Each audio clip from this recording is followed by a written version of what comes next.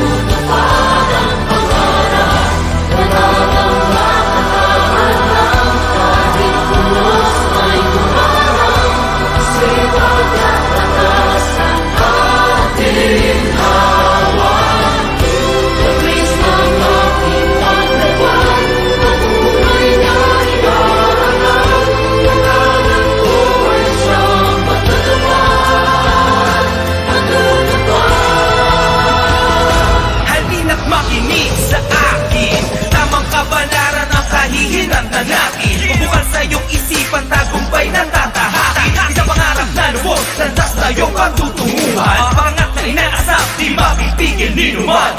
Maaabot lahat ng iyong inaasam, kasipagan ng sagot, talat ka man sa kayamanan. Buksan ang pahina ng mga aklat ng karunungan, edukasyon ating kailangan, kamamangan ating iwanan. Please! Ating lilipalin, ating papawin, ating tatawin, atong panasa ay muling tatanawin. Kinabukasan pag-ibayin, pilitin mo gawin. Gusto ang pagsisikap, pag-asa ay yakapin. Edukasyon ang kayamanan at kahit di naman, isang pangarap ang tutupad, pagsisikapan ng lahat. Gusto ang pagsisikap, kaya mo yun, kaibigan. Mabubuo isang pangarap.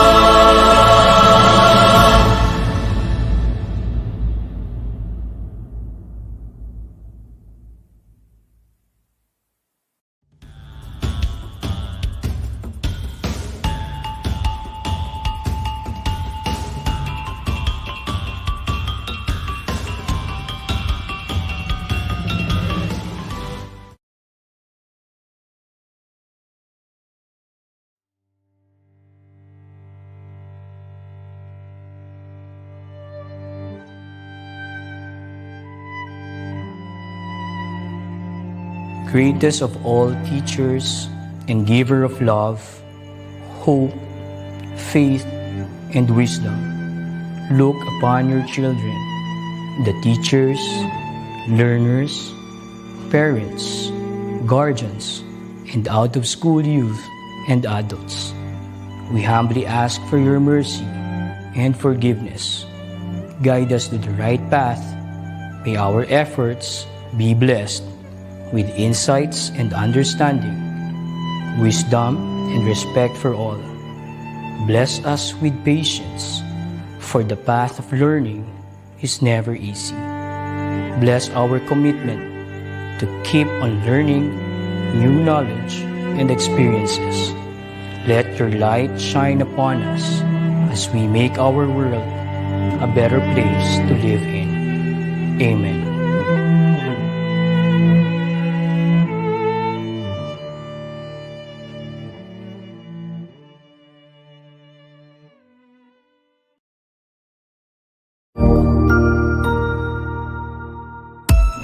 Magandang araw! April Marcas po, ang inyong pretty ate sa EdTech Unit. Alam ba ninyo na may webinar o online training session ng EdTech Unit tuwing Sabado? Ang araw na ito ay nakalaan para sa ating mga mahal na kaguruan upang turuan sila ng mga bagong kaalaman at kakayahan sa paggamit ng makabagong software at applications para sa pinaka-epektibong paraan at lubos mapagpusay ang kanilang paraan ng pagtuturo. This is also our refresher session for our beloved teachers to enhance their skills in technology. Every Saturday, we will conduct webinar sessions for teachers about the use, advantages, and relevance of different blended learning software applications. Ang webinar seryeng ito ay magsisimula ng alas 9 ng umaga hanggang alas 12 ng tanghali para sa morning session. Magsisimula naman ng 1:00 at magtatapos ng alas 4 ng hapon ang afternoon session. You can watch us in our DepEd-EdTech Unit Facebook page, Educational Technology Unit YouTube channel, DepEd Tayo, and DepEd Philippines. Kita-kits tayo tuwing Sabado!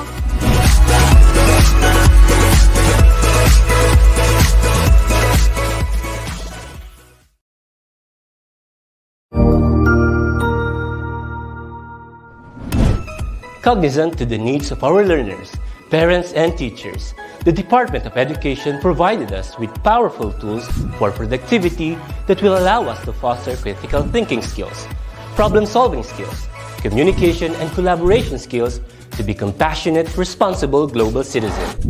Join us and discover new ideas in our series of professional development training program with the ICTS-EdTech Unit and Microsoft Education Philippines. Together, we will equip our learners and empower our fellow educators for a dynamic future.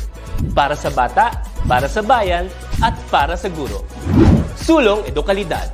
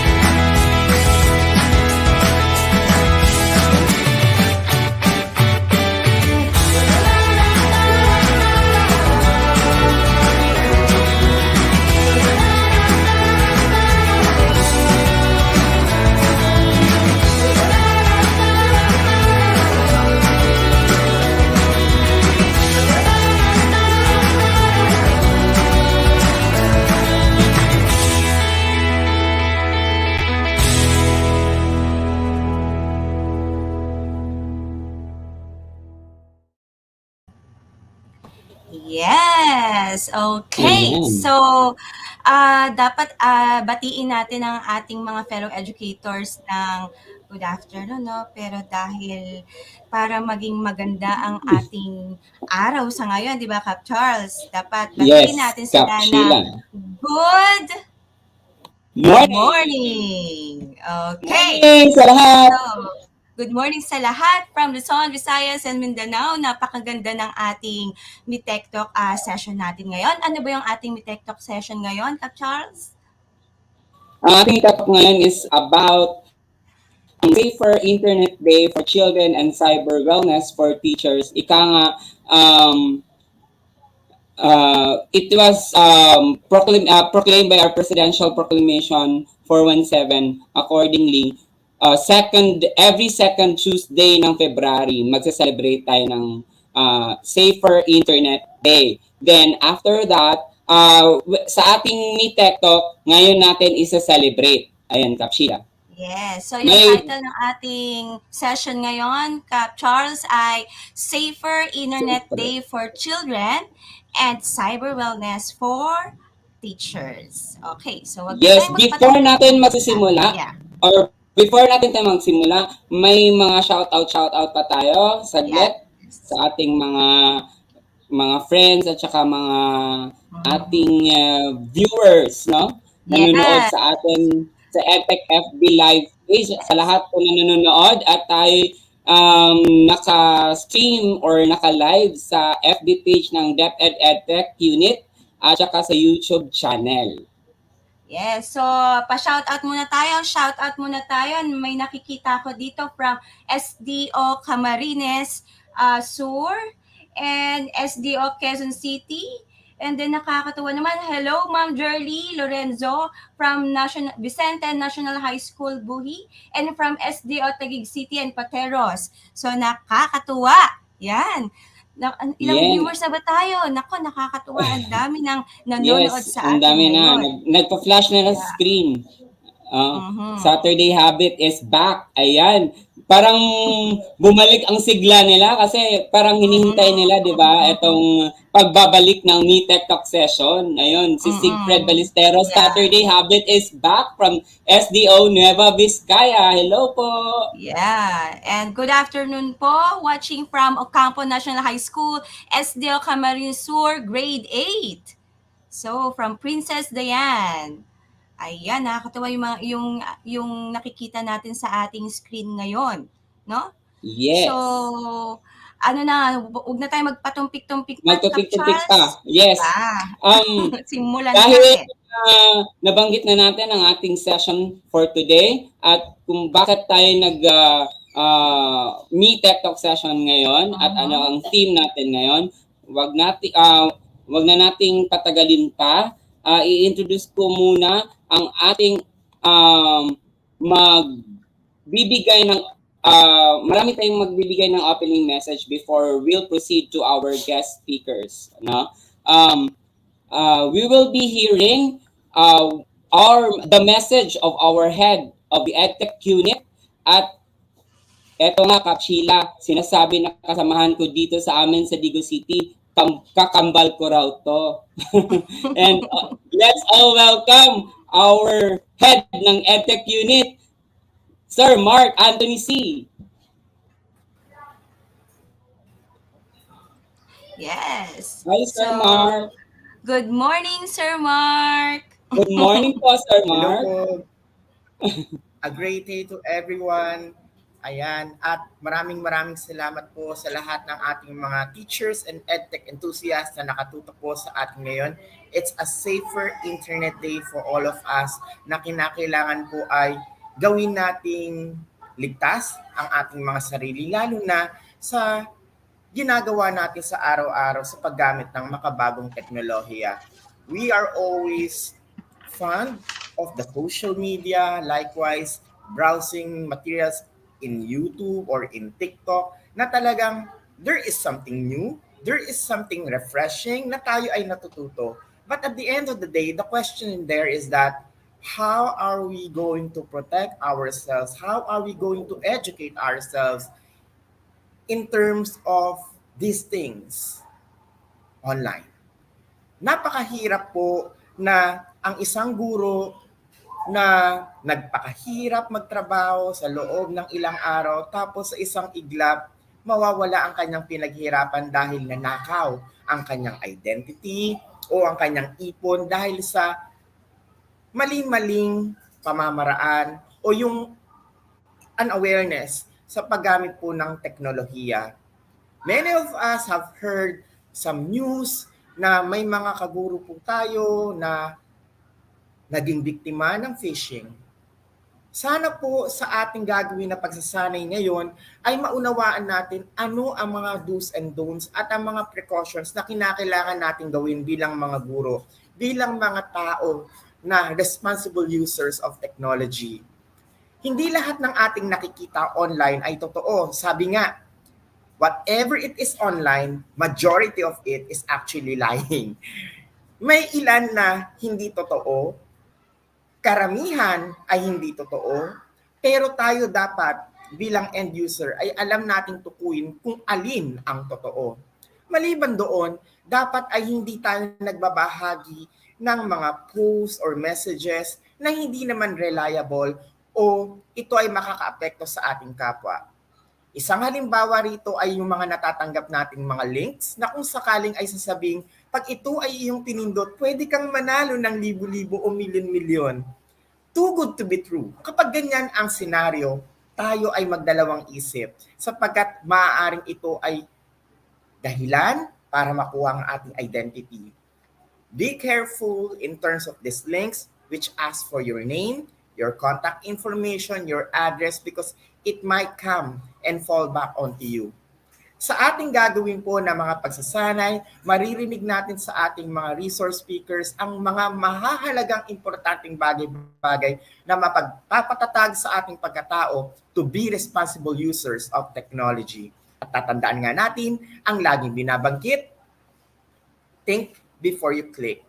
And whatever you post, please be aware that whatever it is you posted in social media, that will be a part of your digital footprint.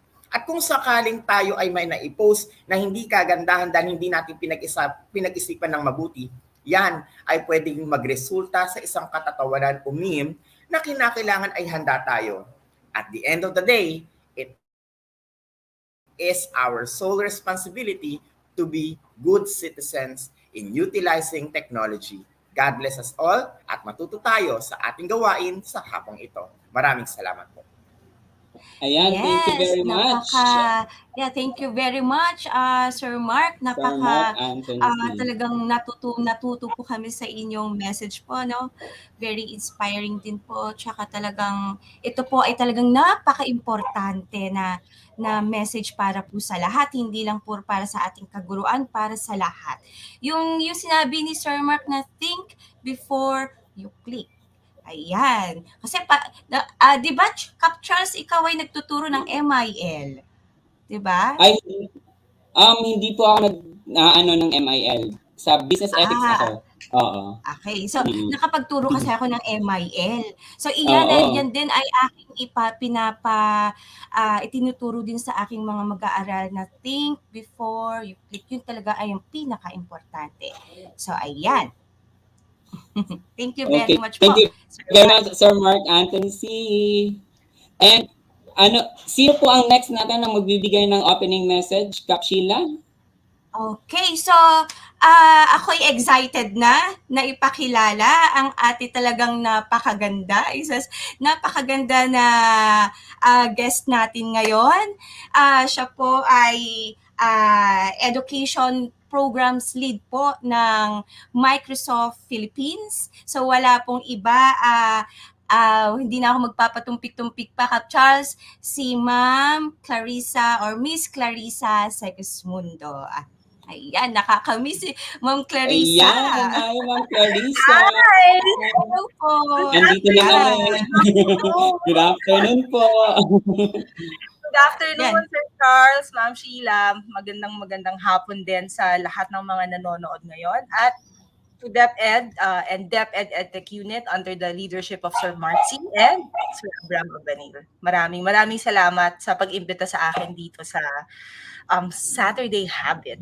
Indeed, diba, the Saturday habit is back. Um, we're so glad that we have a session today about having a which is called Safe Internet Day for Children. Especially now, especially during the pandemic, and I think this is gonna stay this way. The situation, I mean, where we are really using the internet and very dependent on our devices, to do what we do every day. I think this is really digital acceleration, and there's no going back. Meaning, if we felt, the benefits of doing more through technology, I think no one wants to regress, right, and go back to old ways. Internet is a wonderful place to play, to learn, even to shop, and to talk to friends, right, and connect with people. However, the internet also is a place where may mga predators tayo, people can steal your identity. There's cyberbullying, there's cyber stalking, there's phishing, malware, things like that we've never heard of before, or ngayon mas may emphasis na. There's piracy, right? And there are people in the internet who would want to do you or us harm. We have to be conscious of that, because hindi lang to sa mga bata, no, itong message, even for adults like us, especially for parents, guardians, and leaders. I think this session is very important to educate everyone, especially the adults, excuse me, on creating a space where children and adults can learn how to be safer in the use of internet, and how to be safer in the use of different online tools, right? When we want to talk to others, when we want to post, what we do every day, or when we want to ask something, right? It's also important that through this session, and as adults, we are able to set standards on what children can and cannot do online. Kasi open space yan, right? And if they are left unsupervised, mahirap yan. Minsan hindi rin naman talaga kasalanan ng mga bata, but they're just part of that whole world and web. And we have that responsibility to educate and teach them on what they can and cannot do, and the responsible use of online tools. This message is also not just for the users, but also for the creators, right? Yung mga content creator natin dyan, meron din silang responsibility, di ba, on filtering what content should be, shared and shown to everyone. Diyan din pumapasok yung fake news, and people are now more gullible in believing whatever they see on the internet. Surveys, studies, research, and without even verifying the source of that. This will help us, when we are equipped with the right knowledge, training, and tools. When I say tools, it's also knowing kung ano yung software na meron sa devices natin. Meron ba diyang mga security features, 'di ba, na pwede natin gamitin at i-activate or i-enable to help us be safer when we use or access online information. Meron ba tayong mga security features na hindi pa natin nalalaman na part naman pala ng subscription natin that can protect us from identity theft, for example. Tulad nga nung example ni Sir Mark C kanina, 'di ba? May mga taong nagtrabaho tulad ng mga teachers only to find out na hack pala yung system and they just lost their money online. And it happens to everyone. So I hope through this session, we will really take this seriously. As leaders, we continue to capacitate our teachers and data security officers and privacy officers, if we have that, to help them really understand how to promote, these online tools and security features that will help users, parents, teachers, and guardians. I think another important thing for children to know is that if you're in trouble at hindi na natin alam ang gagawin, just keep the communication lines open. Approach your mom or dad or even your teacher at sabihin natin, nagkakaproblema ako online, ito yung nangyari. Rather than tago lang natin lahat kasi natatakot tayo, nahihiya tayo, while it's early at may issue, approach. And for parents and teachers, just encourage our children, our learners, to come to us, so that hindi sila mahihiya, hindi sila mangangamba na magsabi kung meron man silang, if there's anything bothering them online. Thank you for creating this session, Department of Education. Congratulations again to the organizers of this event. And I hope that all our viewers today will be able to pick up a lot of good stuff from our speakers. Thank you. Yes. Ayan. So, maraming salamat, Miss Clarissa. Totoo talaga ang sinabi ni Miss Clarissa, yung phishing, tapos yung hacking, yung fake news. Marami talaga talamak. Lalo na kasi we are locked in our houses kasi because of pandemic. Kaya yung sinasabing World Wide Web, napaka-wide talaga. So kailangan tulad ng sinabi ni Miss Isang, Miss Clarissa is hindi lang katulad din sinabi ni Sir Mark, hindi lang para sa teachers, hindi lang para sa mga ating mga anak, kundi para sa mga creators. Sila ay talagang napakalaki na responsibility. Ayan. So, marami kaming napulot talaga, Miss Clarissa, Ma'am Isang. Ayan, pero Ma'am Isang Yes. na. Ma'am Isang. Ayan, kasi nasani kami, Ma'am Isang. Ayan. Yes. Yes, sorry, Isang. And before I forget, Happy Valentine's Day to Ay, everybody. oo nga pala. Ayan. Let's share some love. Okay, Yes. yes po. Thank you po. So, ayan. So, maraming salamat po ulit. Salamat. So, dahil sinabi ni Miss Clarissa na malapit na ang Valentine's Day. Ayun. Ilang Yes. araw na lang ba, Kap? 2 araw na lang. 2 days. Yes, 2 days. Yes. So, ikaw ba ay may ka-Valentine? Depende kung Wow. okay, kung sisipot at kung magsisay ng yes. Ay, Ang nako, taray, ikaw ba? ka-Valentine. Ang taray. Mga ganun. Sige nga, baka malove scam tayo dito. Pag-uusapan natin yan Ayun ngayon. nga, Sige. yun nga yung sinasabi ko kasi yung susunod na session ay para talaga ata sa akin. Ay, Ayan, ganun. hindi lang, Sige. oo. Tsaka hindi lang para talaga rin yan sa akin, kundi para rin sa lahat ng ating mga nanonood ngayon from Luzon, Visayas, and Mindanao. Talagang manonood ako nito. Yes, because yun nga, isa sa mga natin, SID22, hashtag Cyberwellness for Teachers, hashtag Safer Internet Day, and hashtag TechTalk or TechTalks for all. Yeah, TechTalk for all, for everyone. This is for everyone. Ayan Okay. Sir Sige, ayun na. Robin. Ang sabi ni Sir Mark, may ka-love life si Sir Robin. Ay, no. Depende lang po yan, sir. Baka ma-love scam lang ako. Okay, so Sige. Kap Charles, introduce natin. Yeah. Yes. Sige. Okay. Naranasan nyo ba ma-love scam? Anong klaseng love scam nga ba ito?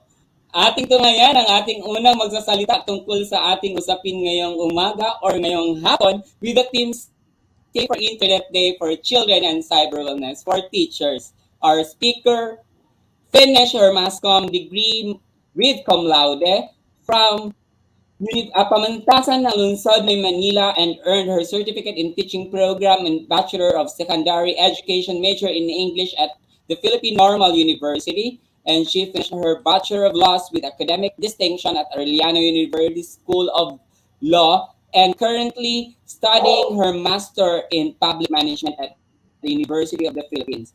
Prior to her employment in the Department of Education, she was a professor at West Bay College and DFCAM Las Piñas, and she is also a professor in St. Dominic College of Asia until now. And she is also a project attorney of Integrion Managed Solutions since May 2014, and an attorney with SP Madrid and Associates from November 15 to March 2020. Qualified and exempted from the Civil Service Commission Eligibility Examination, a licensed professional teacher, Philippine Bar Passer in 2013, a licensed real estate broker and real estate appraiser. Ladies and gentlemen, to talk about the social media and other platforms such as dating apps became a gateway threat for everyone and protecting your identity online and be internet safe.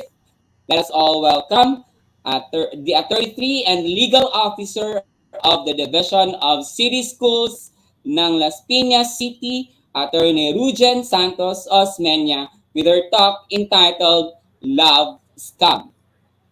Ayan, magandang hapon po, Attorney. Good afternoon, everyone. Good It's my afternoon. Yes, am I audible? Naririnig po ako? Yes po, Yes. Attorney.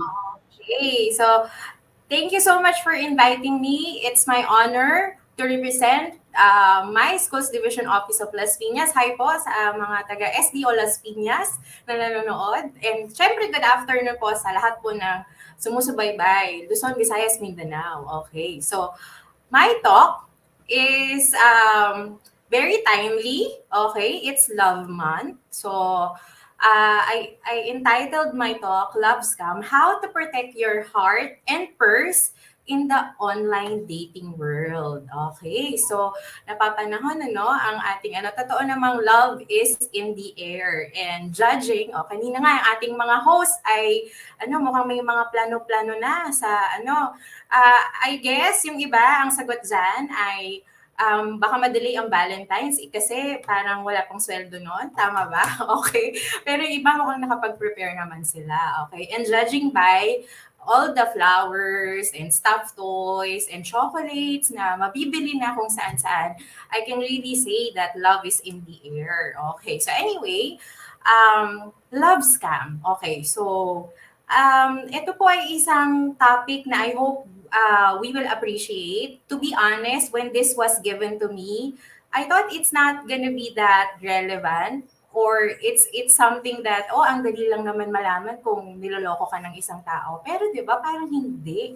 I realized researching a lot more about this kind of scheme, okay, ay marami din po ang kailangan nating malaman at may mga red flags tayong maaaring mapulot para maiwasan natin ang maging heartbroken at syempre financially ay mayroong makapanloko sa atin. Okay, so ang goal natin today, next slide po. Okay, is of course to know. I'll go straight to my presentation. Since that the term is love scam, let's define first what is a scam. Okay, sige. Ano ba yung scam, attorney? Okay, definitely, yan yung mga key terms na i-define natin kasi yung love, okay, marami na tayong definition ng love is very hard to define. Baka, mag-post po kayo sa comments field kung ano ang mga definition nyo ng love. Love is like a rosary that is full of mystery ba? Okay, love is blind ba? Okay, so hindi ko na i-define yung term na yun. Kanya-kanya tayo ng definition pagdating dyan, ha? But i-define ko yung scam. Okay, so scam is a fraudulent scheme typically committed to cheat. Okay, ha? A victim into giving money resulting in the victim's financial loss. Okay, so ang tawag sa mga nagsascam is pwede ring fraudsters or scammers. Okay, so we know that fraudsters and scammers have become more and more creative and sophisticated in their attempt to gain access to your personal information and financial accounts. This definition is based on the Bangko Sentral ng Pilipinas Primer, Protect Yourself from Fraud and Scam. Okay, so naglabas po ang BSP ng primer at ito po ang definition ng scam. Kasi kapag you browse po the law doesn't really have that specific terms na scam. Okay, so I will go into that more detail. Ayan, love is blind as far as the eye can see. May mga ganong term. Sige po, keep it going sa comments field para po makarelate tayo. Okay, so anyway, as you all know, desperate times calls for desperate measures. Okay, So change is inevitable, and even mga ganito, mga types and schemes ng modus operandi, there's a lot of ways right now to deceive and trick people. At hindi yan yung mga common lang na very obvious, okay? That is why we need to be vigilant and careful more than ever, okay? So let's go to the next slide. Okay, so alam na po natin ang definition ng scam. Ngayon, I will define on a generic term, how does scam or fraud happens? Okay, kasi sa batas po, scam is parang most closely defined or can be connected to fraud.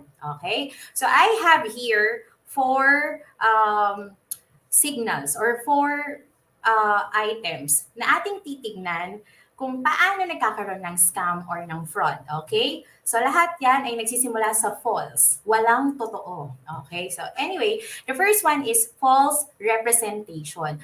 False representation, ang mga nagsascam po or fraudsters usually pose as someone they are not. Okay. So yung mga nagsascam po sa atin, hindi po sila yan. Okay. They usually use a false account, a false name, a false information.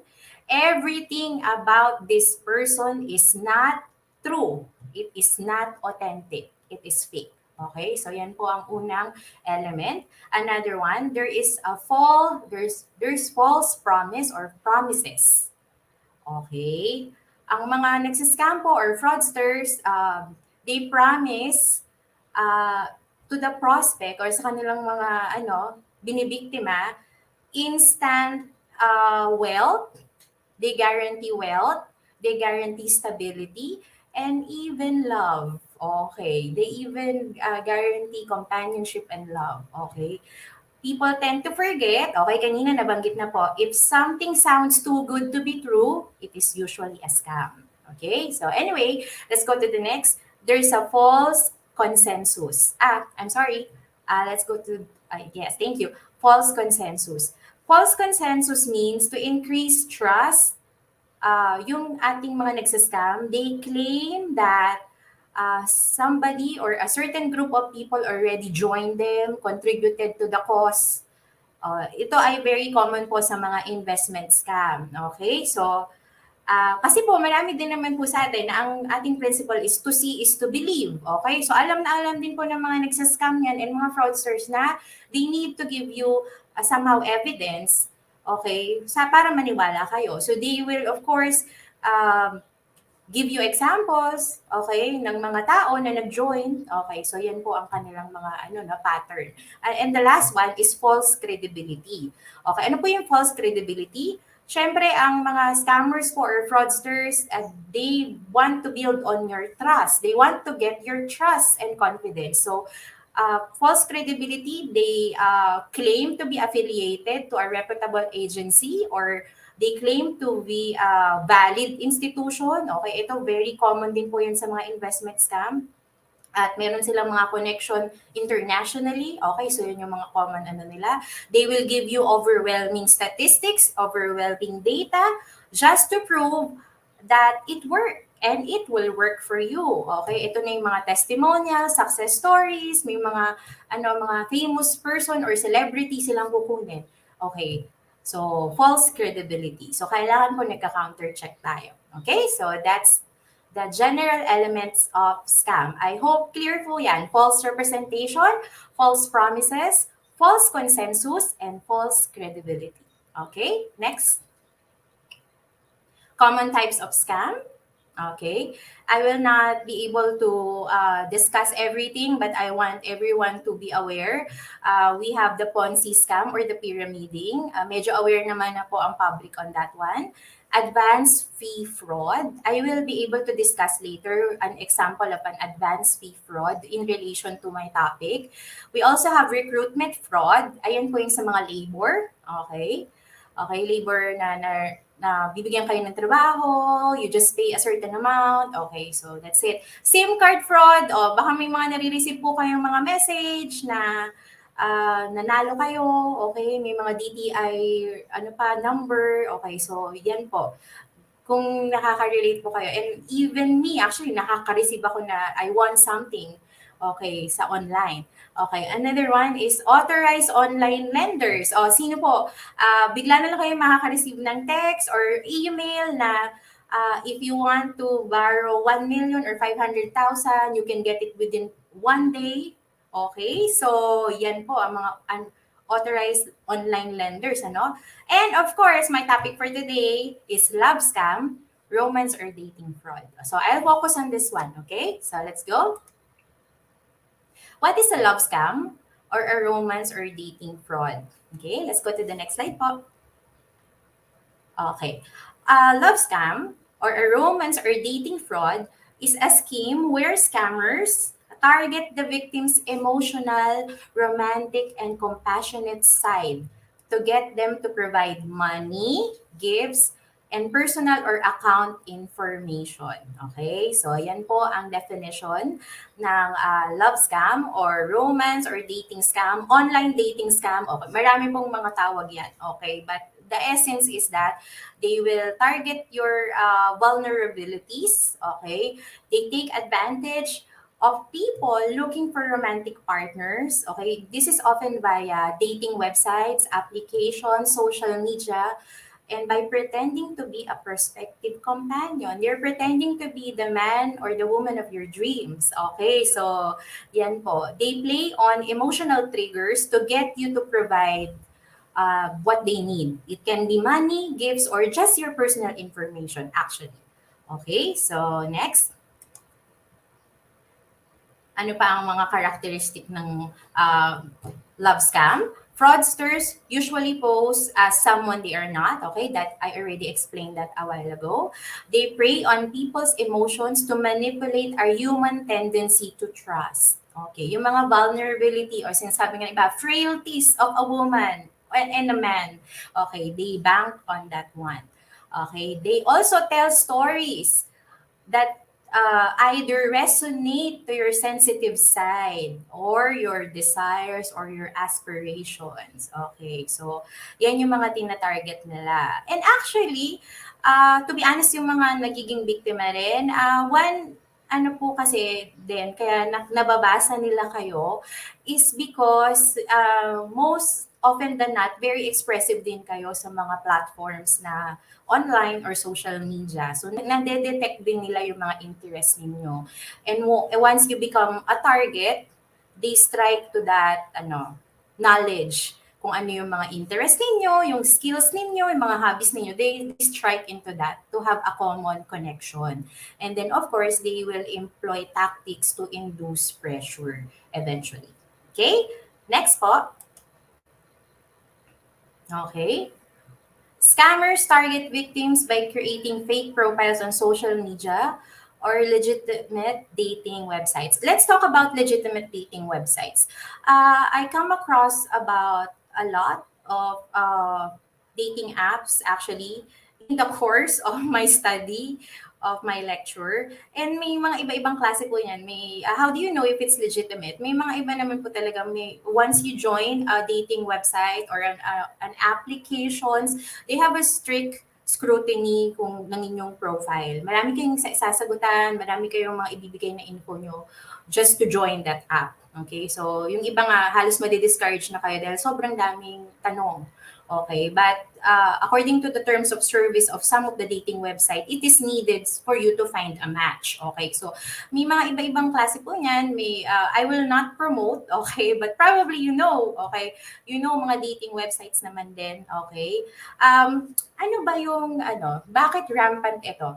Siguro din, it's brought about by the pandemic, okay. Na-lockdown tayo ng matagal, okay, and the dating website is it's actually an application or an environment where kung protected lang din po sana and we are very cautious of our personal information, it's also a way to meet people, okay? We are not saying that these dating websites are not na parang illegitimate sila or something, okay?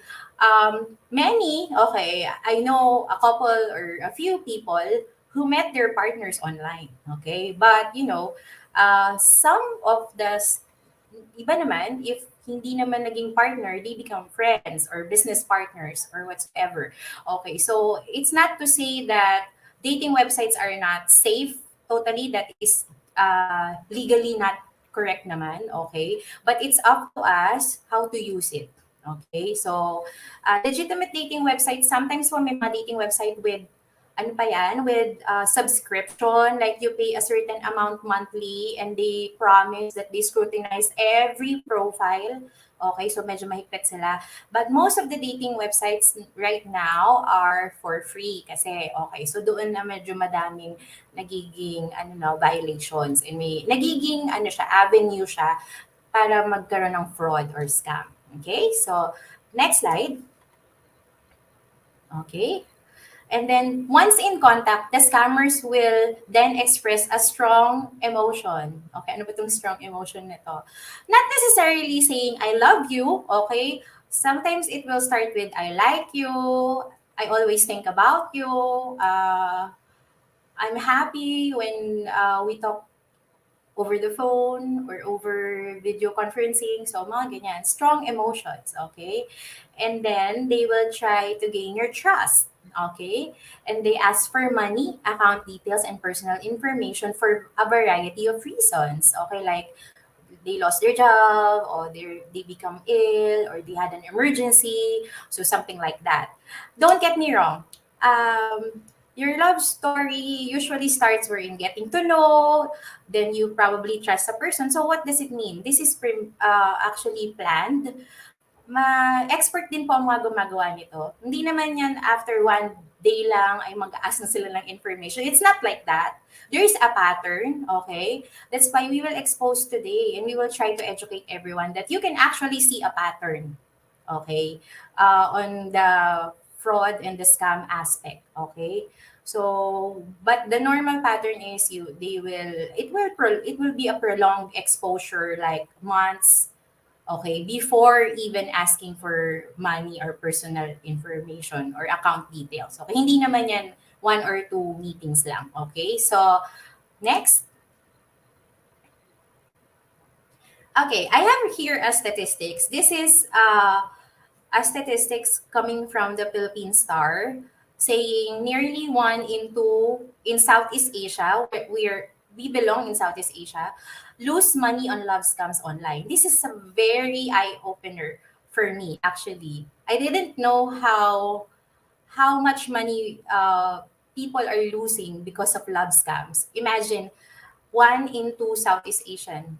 Okay, so that's a lot. At least 1 or 2 or 45 of online users in Southeast Asia fall victim to love scams. That's very high. Okay, according to the graph then, okay, I hope that everybody can see, they categorize mga age group. Okay, mga age group ng nasa scam. Okay, so meron dito ang tinawag nila baby boomers. Ito po yung mga pinanganak ng 1946 to 1964.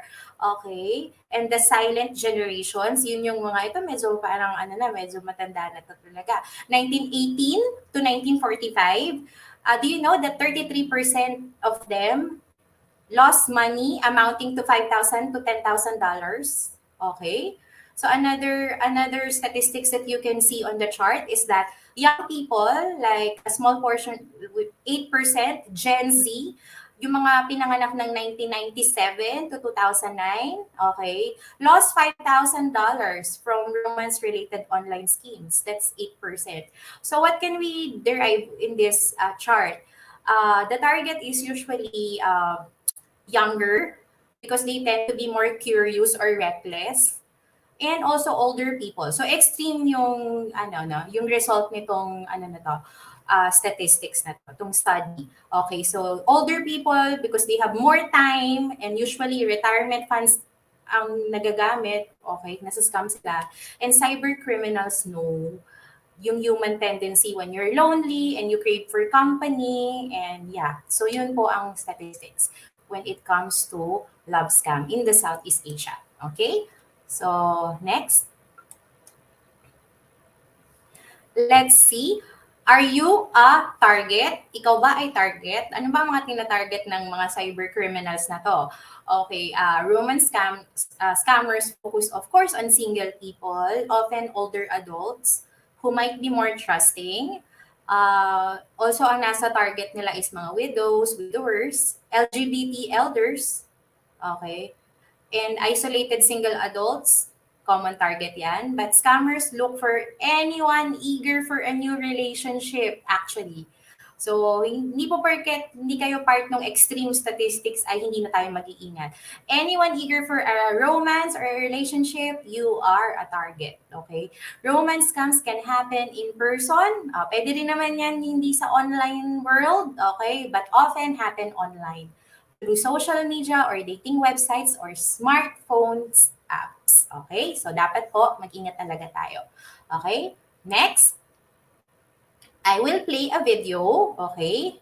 I will play a video of i-decode natin ang mga trend, okay, na mga scam na nangyari. And I want to be realistic when it comes to this. So we will play a video. We call this scam an I love you honey scam, okay? So this is a news clip and let's watch it. This is roughly around 2 minutes lang naman. Okay? Okay, while we're waiting for our tech people, okay, so check ko lang ang ating comments. Okay, there you go.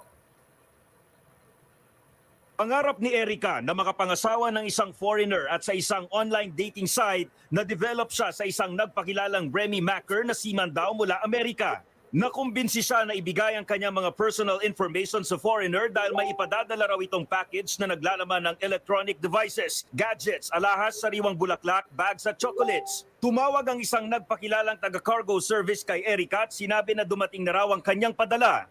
May babayaran daw ako ng 13,000 para sa custom tax clearance.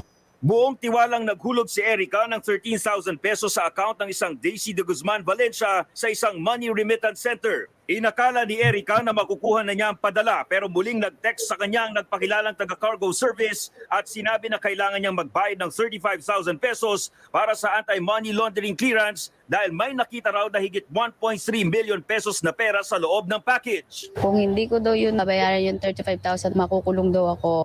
Noong araw ding yon, nangutang sa 5-6 si Erica at naihulog ang 35,000 pesos sa account ni Daisy Valencia. Matapos nito, muli siyang hininga ng 17,000 pesos para naman daw sa NBI at anti-terrorism clearance. Nagpadala si Erica sa account naman ni Riza Montemayor.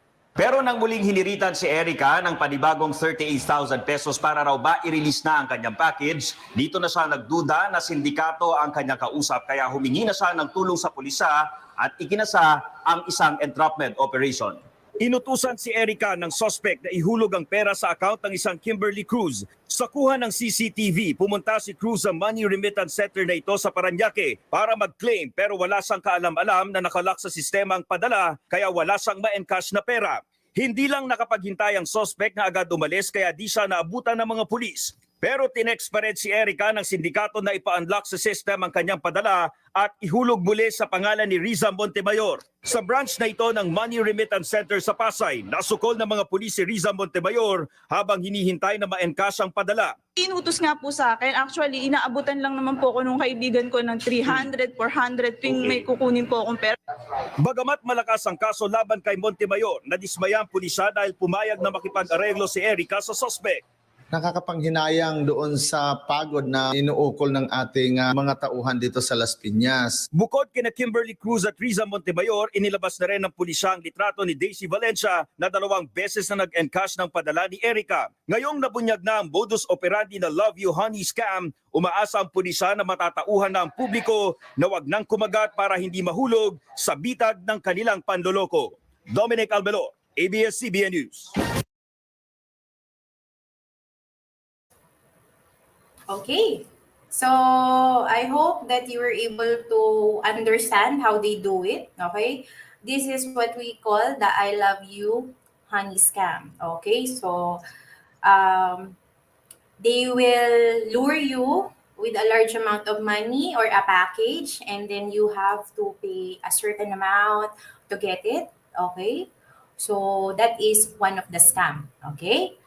Another one, let's go to the next slide, is, okay, baka may mga nakaka-relate dito. Sige po, mag-comment po kayo. Napanood niyo pa po ba to? Okay. Tinder Swindler. Okay. This is a brand new, okay, nag-promote pa no? This is a brand new documentary at Netflix. This, actually, I think until now, trending siya. Nasa top 10 siya. Okay, na most viewed documentary at Netflix. Okay, show at Netflix. I actually watched this and I was so surprised. Unbelievable story. Ayokong mag-spoiler, but if you have time or you have access, yeah, it's a very good show or documentary. But it talks about a scheme of a certain guy, okay, who pretends to be a son of a wealthy diamond business owner. Okay, so yung profile na talagang naayos niya, lahat ng mga photos, yung sa mga even Instagram niya, okay, very siya, organized, okay? And then he will ask several women, okay, to go on a business trip with him or on a date with him, luxurious, okay, yung mga talagang parang fairy tale experience. Okay, ipapa-experience niya sa'yo. And then, you will, of course, okay, after a couple of dates, okay, you will, of course, be, sasabihan ka niya na, you are the woman of my dreams, and then you will be smitten, okay, with this guy, and then, he will tell you na he travels a lot, okay? So, makikita mo sa profile niya na he travels from one country to another country, attending business meeting, and then, what happens? Okay, saan pupunta yung scam? Okay? Magiging fiancé ka niya, okay, after yung iba, mga 6 months, 17 months, ganon.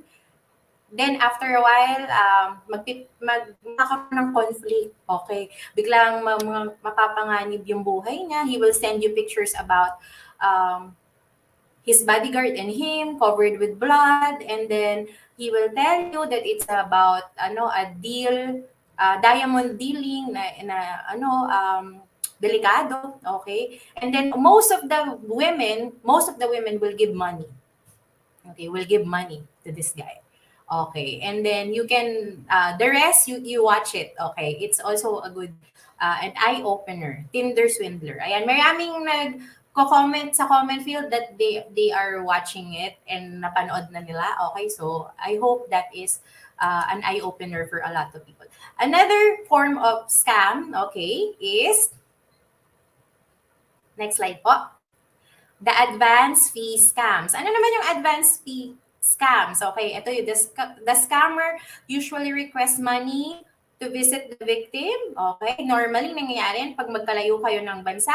Okay, they will say that I really want to see you. I don't want to maintain this LDR relationship. I want to go to your country, but I need you to borrow money from this bank or something. Usually that will cover the visa or the airfare, and then of course ikaw naman, you will be excited about it. Okay, and suddenly pag malapit na yung date na yon, okay, unexpected difficulties will happen, okay? As the date of the arrival gets closer, okay, the more na maraming mapapansin kang excuse, maraming calamities, and then you have to send again another money, okay?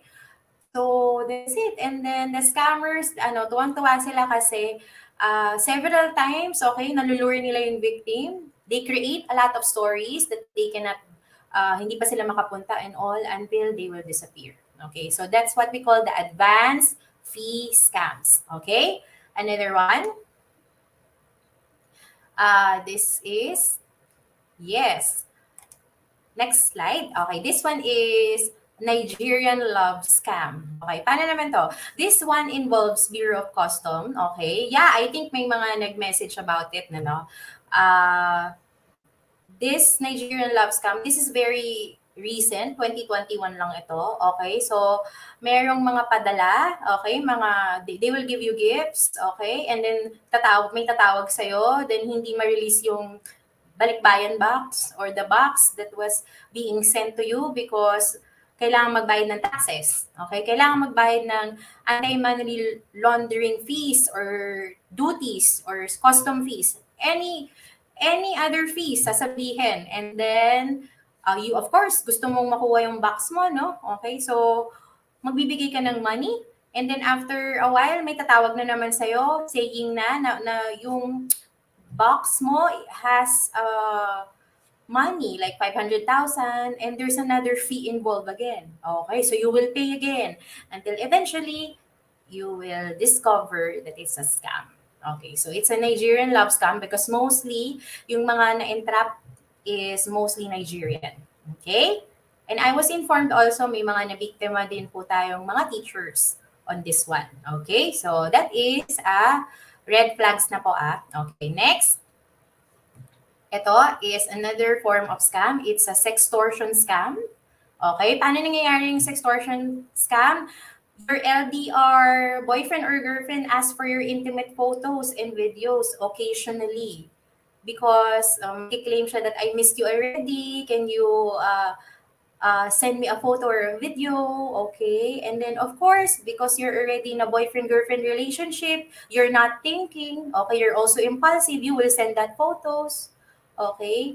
And then, eventually, along the way, pag marami ka ng photo sa kanya, okay, ang photo po ay madali naman din talagang i-edit and all, okay?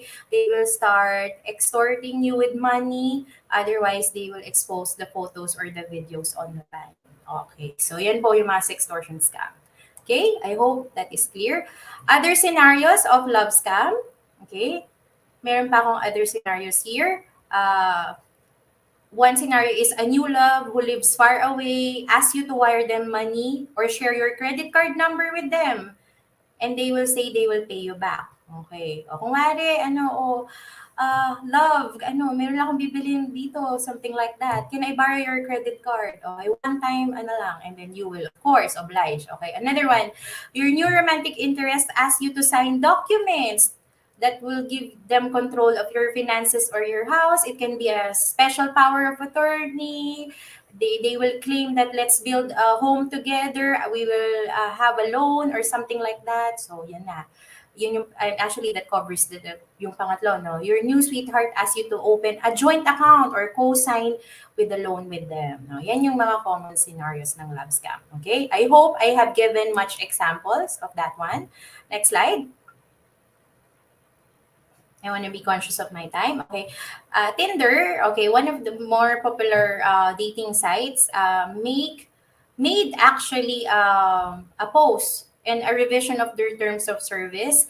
And they made an article how to protect yourself online and how to spot a scammer. O, ito yung basahin po natin based on this popular dating site, Okay, one red flags according to Tinder is if they quickly ask you to leave the dating service to communicate directly. Okay, pag hindi na kayo gumagamit ng mga dating sites and you give other forms, you give into other forms of communication. Okay, kasi intimate na nga kayo. Okay, another one, if it seems too good to be true. Ayan, kanina pa sinasabi yan.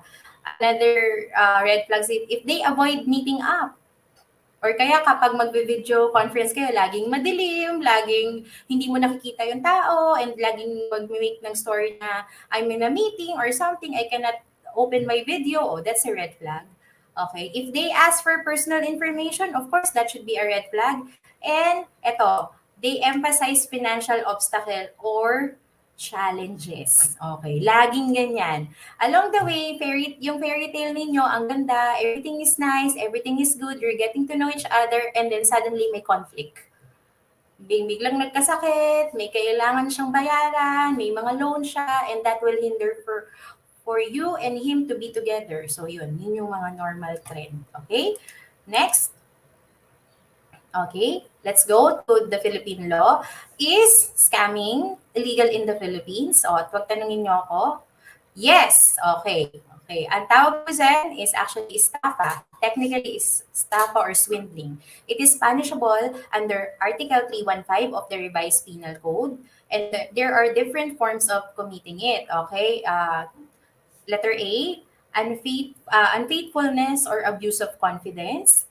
B, by means of false pretenses or fraudulent acts. And C, through fraudulent means.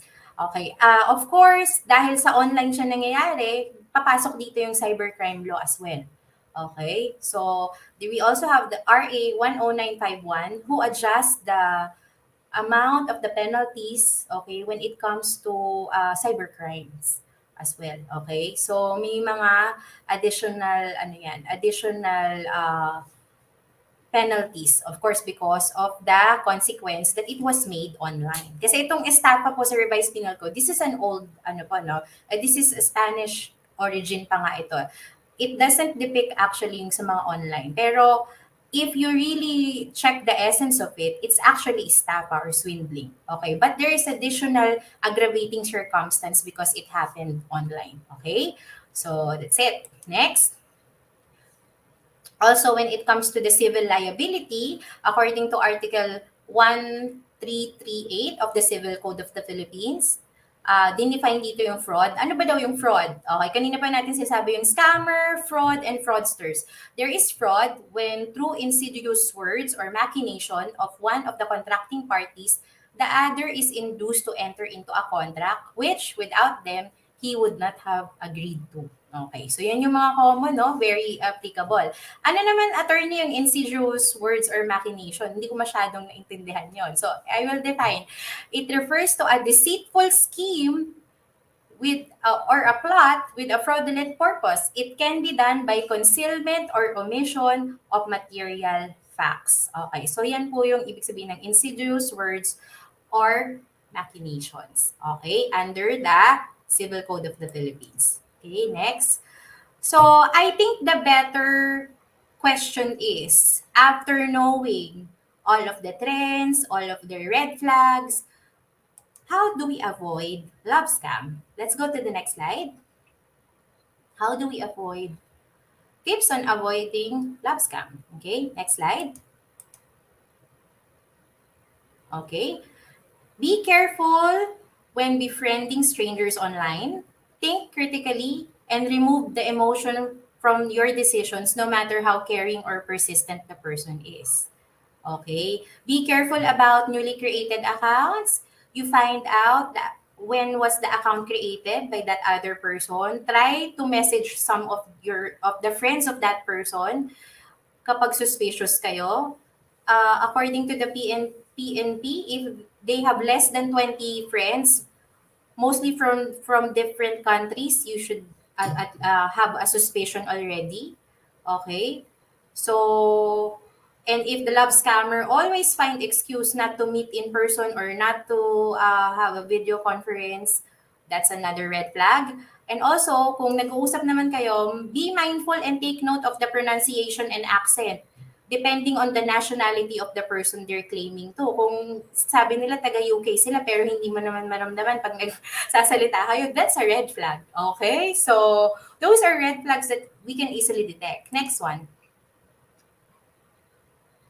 Next step po is avoid any arrangement with persons who ask for immediate payment or domestic or international fund transfer. Do not give your personal or bank details to strangers or acquaintance. I think that is very self-explanatory. Okay? Next. Next po. Another tip is be careful about the information that you share on social networking sites.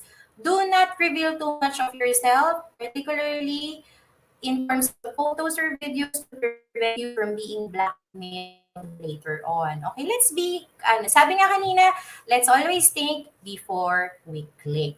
Okay, so hindi ko naman po kayo masabihan na ganitong amount of information lang ang ibibigay ninyo. Okay, syempre covered naman yan ng freedom of expression. Pero lagi po nating isipin na ito bang photo na to or video na to, okay lang ba to na kahit na ilang years nakapost, I feel confident about this photo or video being posted. Sometimes that should always be the rule. Okay? Kasi sometimes we are impulsive also. Konting hinga natin, nakapost na agad sa social media. Tama ba? Konting may napuntahan lang, konting ganyan lang, lahat pinapost natin. Alam niyo po, yan po yung mamayang topic, yung digital footprint, okay? Nade-detect at nababasa po tayo ng mga predators kung ano yung ating personality. And ito nga po, isa yung love scam wherein pinapag-aralan nila kayo, o hindi naman yan, yung mga nagla-love scam po ay expert, okay? Expert yan. So, chine-check nila yung profile ninyo, and if your profile says much about yourself, well, that is, of course, advantage sa mga gustong manloko. Okay? So, you have to somehow minimize or be cautious about what you post. Okay? Next. Another good tip that I got from the research is that do a reverse image search on the person's photo if they are a catfisher. Romance scammers fake their online photos and use other people's photo for information. If you have watched Tinder Swindler, most of the photos there depicts na siya ay kamag-anak or anak ng isang mayaman na may-ari ng diamond business. And he really posts photos of that person at nilalagay niya talaga yung sarili doon. And ang galing din talaga na pagka-edit niya ng mga photos. So once in a while, it's good to counter-check mga kasama niya, mga tinatag niya, okay? And normally, makikita nyo na yung photo na yun was crop or may mga inalter, okay? So, you have to have research as well of that person, okay? So, next. Those are practical tips that I can share, okay? Now, kung hindi talaga natin naiwasan and we become a victim, okay, what to do if you got scammed? Okay. So, ito po, I will share, okay, several tips on what you will do, okay? Practical tips. Next slide. Of course, if it involves money, they got something from you, you have to contact your bank or financial institution immediately. If you think you have given your account details to scammers or you feel that your account is compromised. Okay, several times, may mga bigla na lang, meron naman ding mga security question yan. I think banks are very cautious nowadays. I have one bank, I will not mention the bank. Meron pang face recognition and meron pang fingerprints when you withdraw. Simple withdrawal of money on their ATM terminals. They already have that. Okay, so, and of course, yung ating mga naka-chips na rin, yung mga EMV chips na rin yung mga ATM natin. However, okay, yung mga credit card information yan yung mga madaling mabigay. And I really hope that once you realize at nagising na po kayo sa katotohanan na probably kayo ay na-involved sa isang scam or in a love scam, you have to contact your bank, okay, so that they can help you, okay, on blocking that person getting money from your account, okay? Next.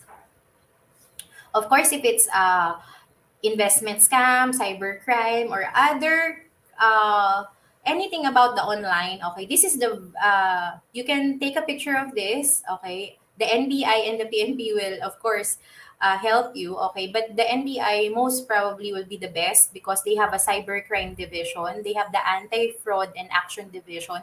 They are well-trained, okay, to help you on checking, okay? You have to give useful information, of course, like the URL, mga ganyan, kung saan kayo nag-uusap. So they will of course facilitate and ask questions so that they can help you, okay, tracking down the scammer or the fraudsters. Okay, next, of course, ito naman also helpful. If you will report fraud or scams or abuses related to lending or investment, okay, you go to the Securities and Exchange Commission. Kung wari, kasi kahit sa love scam nangyayari to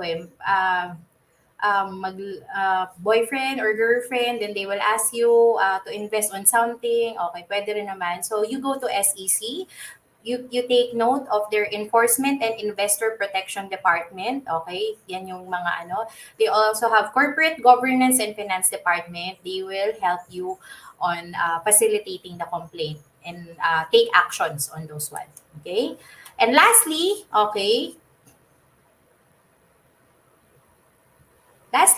is the National Telecommunications Commission, the NTC, Consumer Welfare and Protection Division. Here's their number and email so that you can block text scammers from contacting your service or contact your service provider or report, of course, to the NTC. Okay, they can do that. Okay, just in case you are being scammed through these platforms. Okay, so those are the helpful reminders, the contact number, and what to do, and what agencies you can actually contact when you already realize that you were scammed. Okay, and I hope you won't be able to experience na kailangan yung pumunta sa mga agency na yan.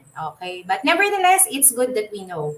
Okay, so I'm actually wrapping up my lecture. Okay, so to end my lecture, I just want to end with this one. Next slide. Dahil ngayon ay Feb-ibig, okay, so i-relate natin.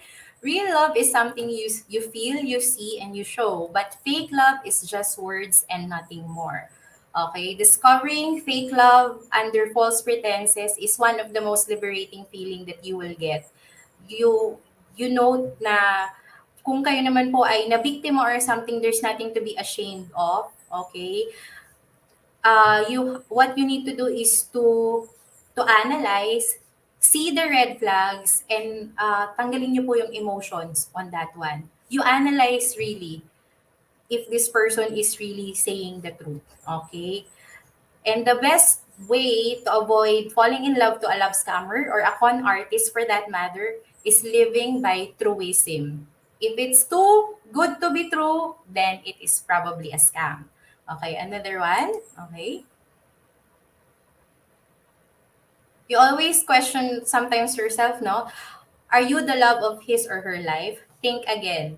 Love is the only thing that you can give and never runs out. The more you give, the more you have. But do not let your heart and your bank account be broken. Okay? So I hope that you learned something from my lecture, and I'm ready to take any questions or any clarifications if you have. Thank you so much for listening to me. Thank you.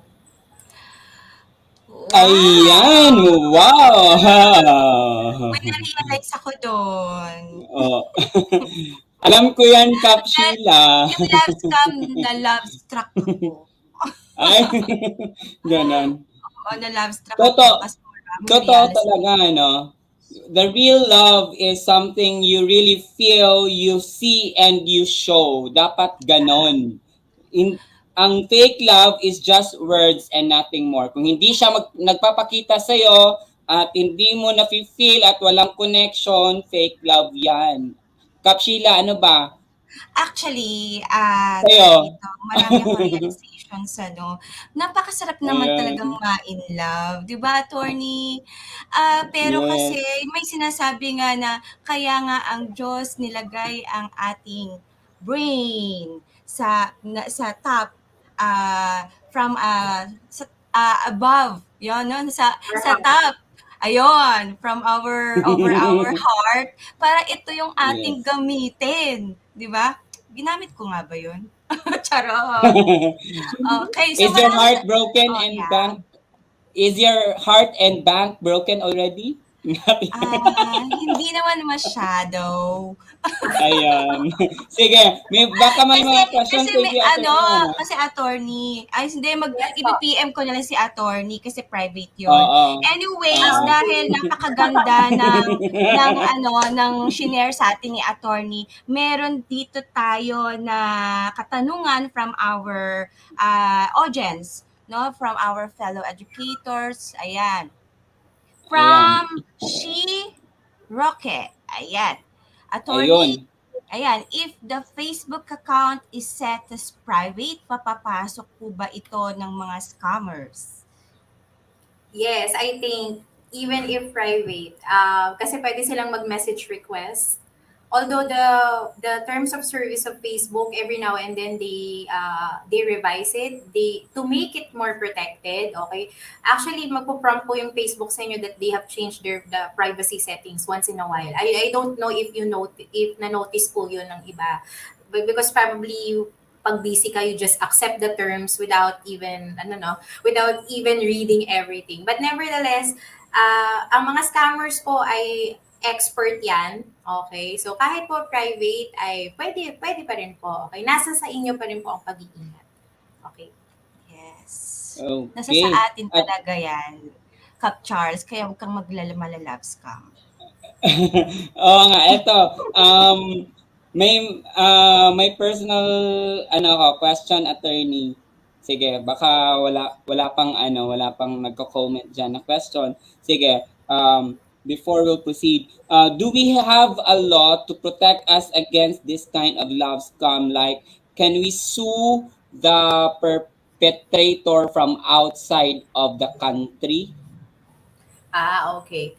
Criminal offense po is may tinatawag siya na territoriality principle.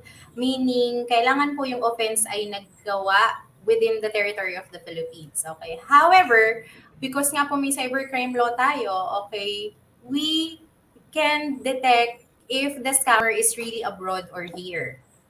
Okay? So, once the cyber crime division of the NBI, they will be able to help you. They can actually yung ating mga NBI po trained yan international because cybercrime po may mga international law din po involved dyan. In the case of the Tinder swindler, what happened is dahil several times siyang nagkaroon ng offense sa different countries, ang nangyari na-prompt siya, na-ban siya internationally, and then nahuli siya sa isang country. But what's important is if you become a victim, you go and seek the help of authorities para po matulungan nila kayo to track kung nasan po talagang continent or nasaang bansa yan, and then we'll go from there. Okay, thank you very much, Attorney Rujen Esmenia, for that informative and comprehensive talk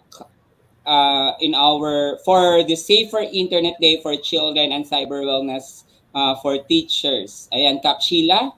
Yeah. Let's go to the comments of our audience. Sabi ni Sir Ariel Del Santos, dami kong natutuhan. Attorney, maraming salamat po. Yes to love, no to scam, no to love scam. Wow. Indeed. Ayun. Hashtag. Mapa-hashtag si Sir Ariel. Actually, yung hashtag na yan. Okay. Kukopyahin na yan ni Attorney Rujen sa next niya topic or na talk pala. Yes, at saka, thank you for the information and tips, Attorney. It will be a great help for us to avoid scams. Hashtag, do not easily trust. From CK Villaluz, ulit. Ayan. So talagang maraming nagustuhan ng ating mga audience,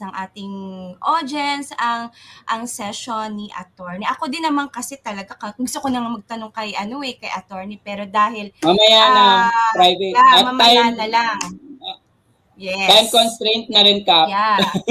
Kaya limitado lang. Yes. So ang gagawin na natin, Charles, as a token of gratitude for our speaker, for our first speaker, Kap Sheila, go. Yeah.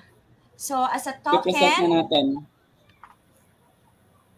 So, let us read a certificate of appreciation.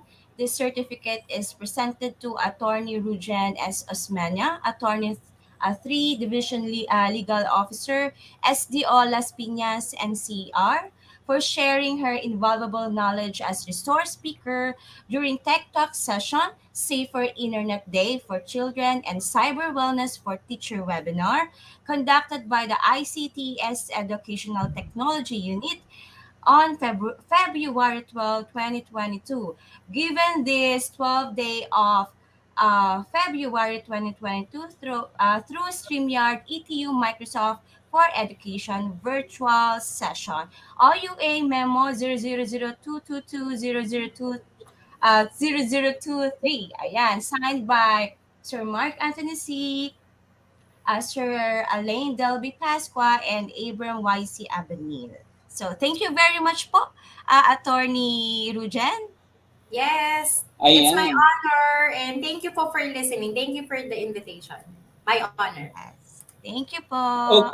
Okay, thank you very much. If you if you want to share or have a screenshot of this session, you may do so. And don't forget our hashtag SID2 2022, hashtag Cyberwellness, hashtag Safer Internet Day, and hashtag TechTalk.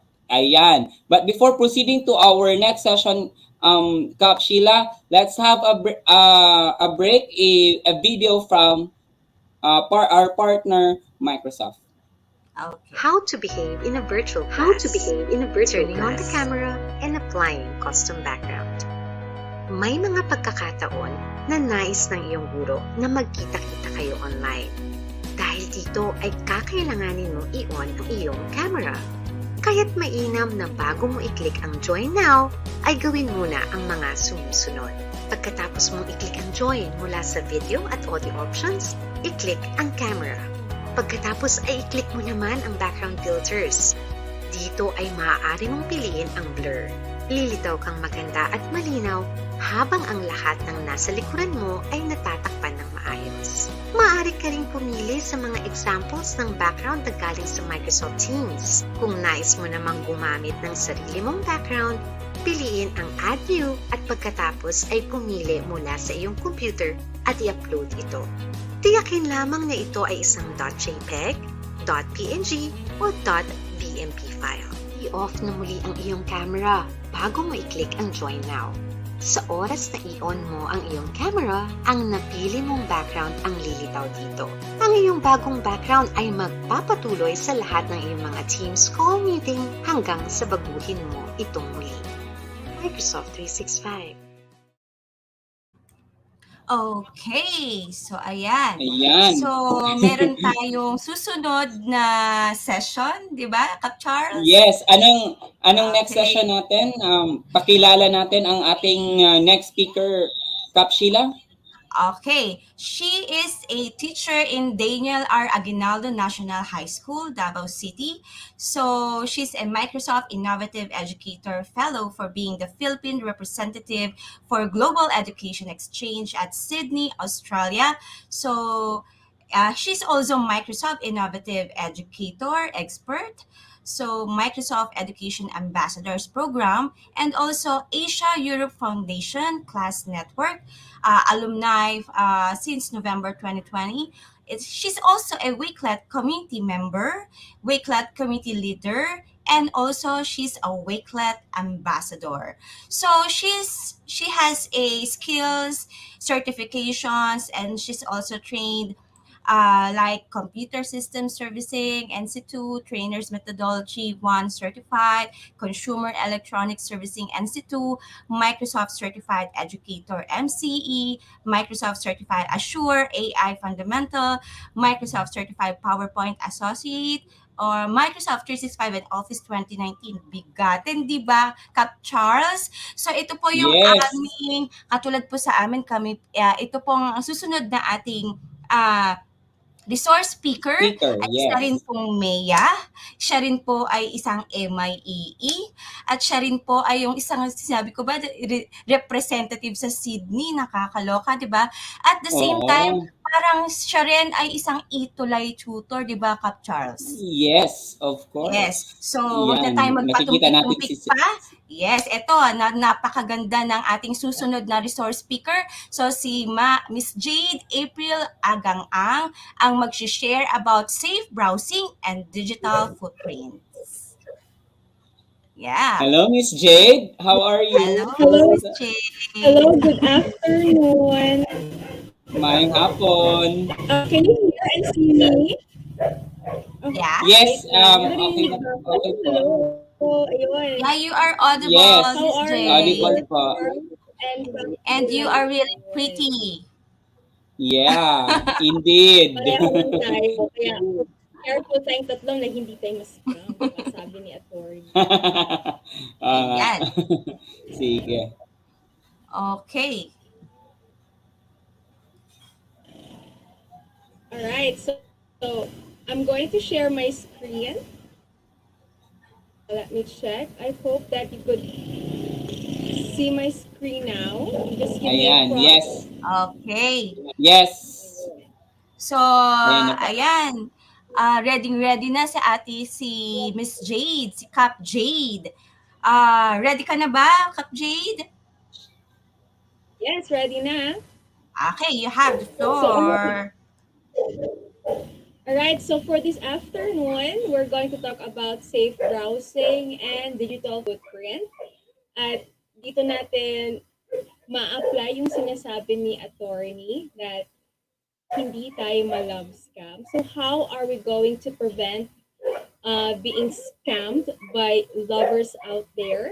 So we must be sure that we do safe browsing, and also we must limit or contain our digital footprints, right? And thank you for having me, DepEd EdTech Unit, and also Microsoft. And I would like to say thank you and hi to our principal, Mr. Leo B. Asilo, and also to my department head, Ms. Rosalina Esondong, and to my fellow educators at Daniel Arginaldo National High School. So for this afternoon, we are going to talk about safe browsing and digital footprints. This is very important not only for teachers, adults, or other individuals, but also for our students. So I hope you'll be with me. This presentation is short, and at the same time, I make sure that it'll be less technical and simple as much as possible. All right. So let's talk about securely browse the web. So what is a browser? So let's start with that so that all of us will be on the same page. So a browser is a software program that lets you view any web pages on your computer, especially when you are connected to the internet. Okay? So let's put it this way that when we say it's a browser, it's like a gateway or a door for you to surf the net. Yun. And then we have a lot of internet browsers available today, depends on your device. So we have one, so si Mozilla Firefox. Then we have Google Chrome. Then here we have Safari Apple. And then we have Opera. And then we have Microsoft Edge, wherein our talk this afternoon is going to revolve in Microsoft Edge. So we have this question, what is a digital footprint? And how does browsing the internet affects your digital footprint? Or does it really have any effect on us? So as we further discuss, then we will know how browsing affects your digital footprint and of course who you are as a person, right? So what is a digital footprint? Let's start with that. Sometimes it's called a digital shadow. So whatever we do in the internet, it leaves or will leave a data or a trail of data whenever we open a site, whenever we click something. So nag-iiwan tayo ng mga footsteps. That's why, or footprints. That's why we call it digital footprint. Right? So we leave a trail wherever we go. And how do we leave digital footprints? So when we post on social media, when we subscribe to newsletters, when we go shopping online, which is all of us, we love to shop online, right? And then when we leave an online review. So these are just four few examples on how we leave our digital footprints. Now, digital footprints have two things or two kinds. So we have first the active digital footprint. So when we say active, what does this mean? So when we post or participate on social networking sites or online forums, right? So just like what attorney said, if you go to dating sites, then that's where you leave your digital footprint, right? Your face. Of course, when you go to the dating sites, you should use your face. Yung mga talagang gusto talaga makapag-date, di ba? We are true to ourselves that this is our face. So you leave your face there, you upload your picture there, and then you put your name, your address, perhaps your number, and your other accounts, and that's wherein you leave your digital footprint, right? And when you participate in online forums, right? So anything that you post, it can be searched about you.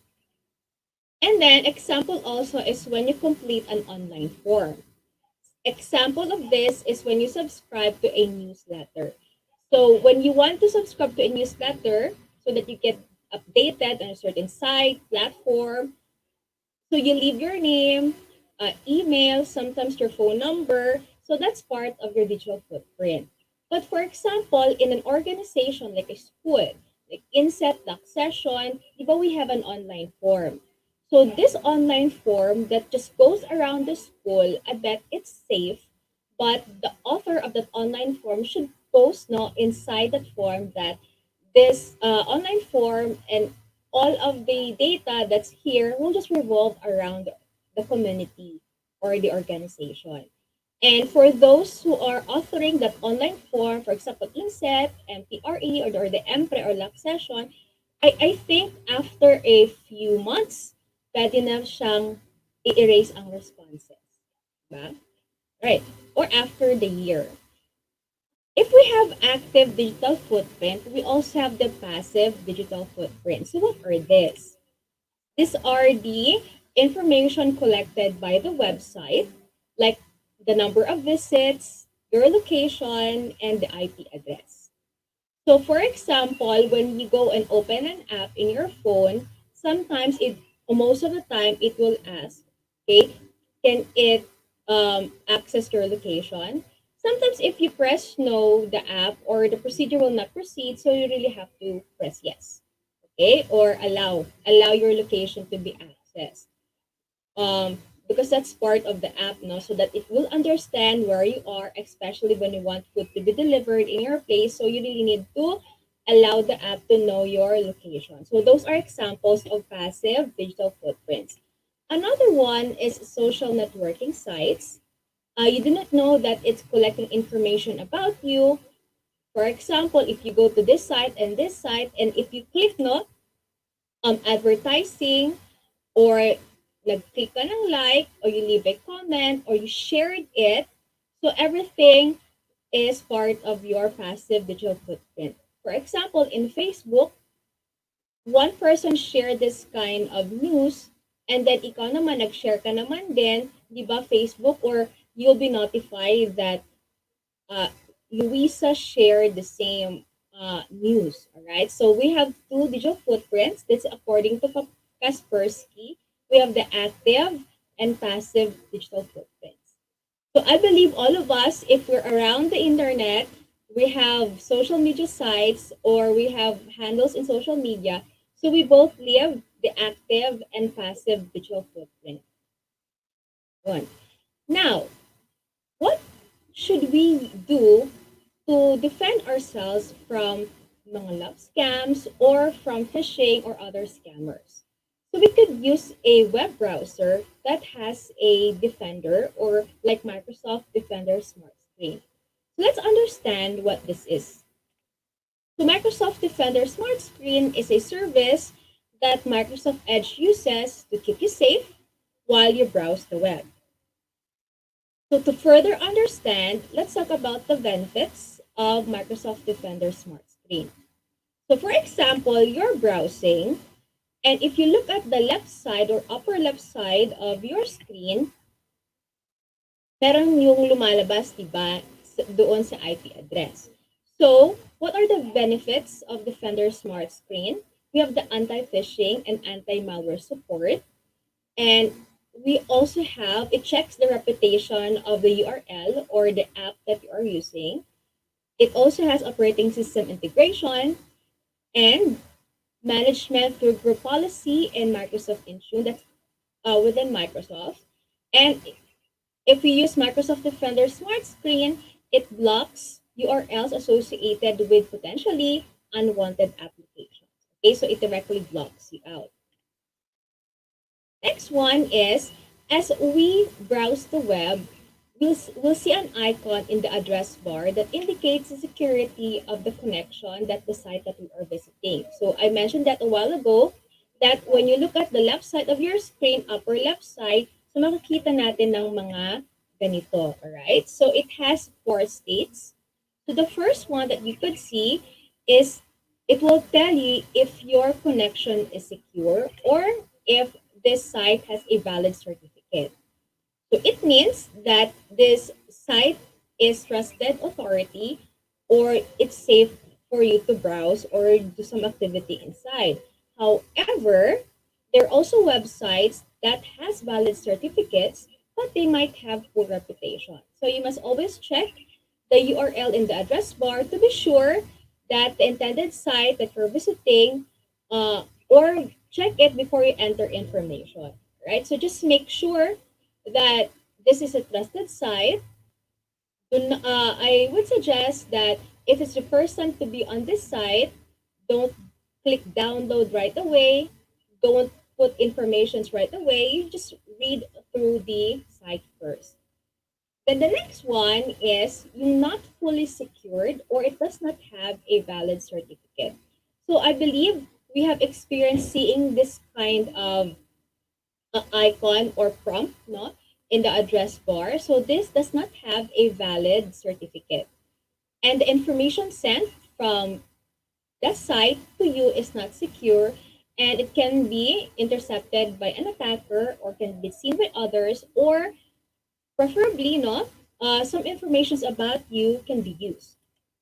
So there's a risk for your personal data when you receive or send information from this site. So if you see the not secure part in the IP or in the address bar, so don't proceed anymore.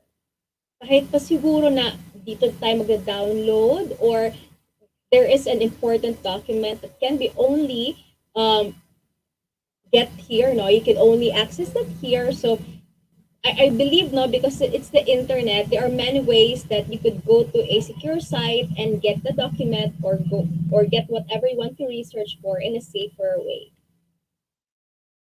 And this one, it will have a prompt. This is an outdated security configuration. Sorry, that's not valid. It might be an expired site. So do not proceed anymore.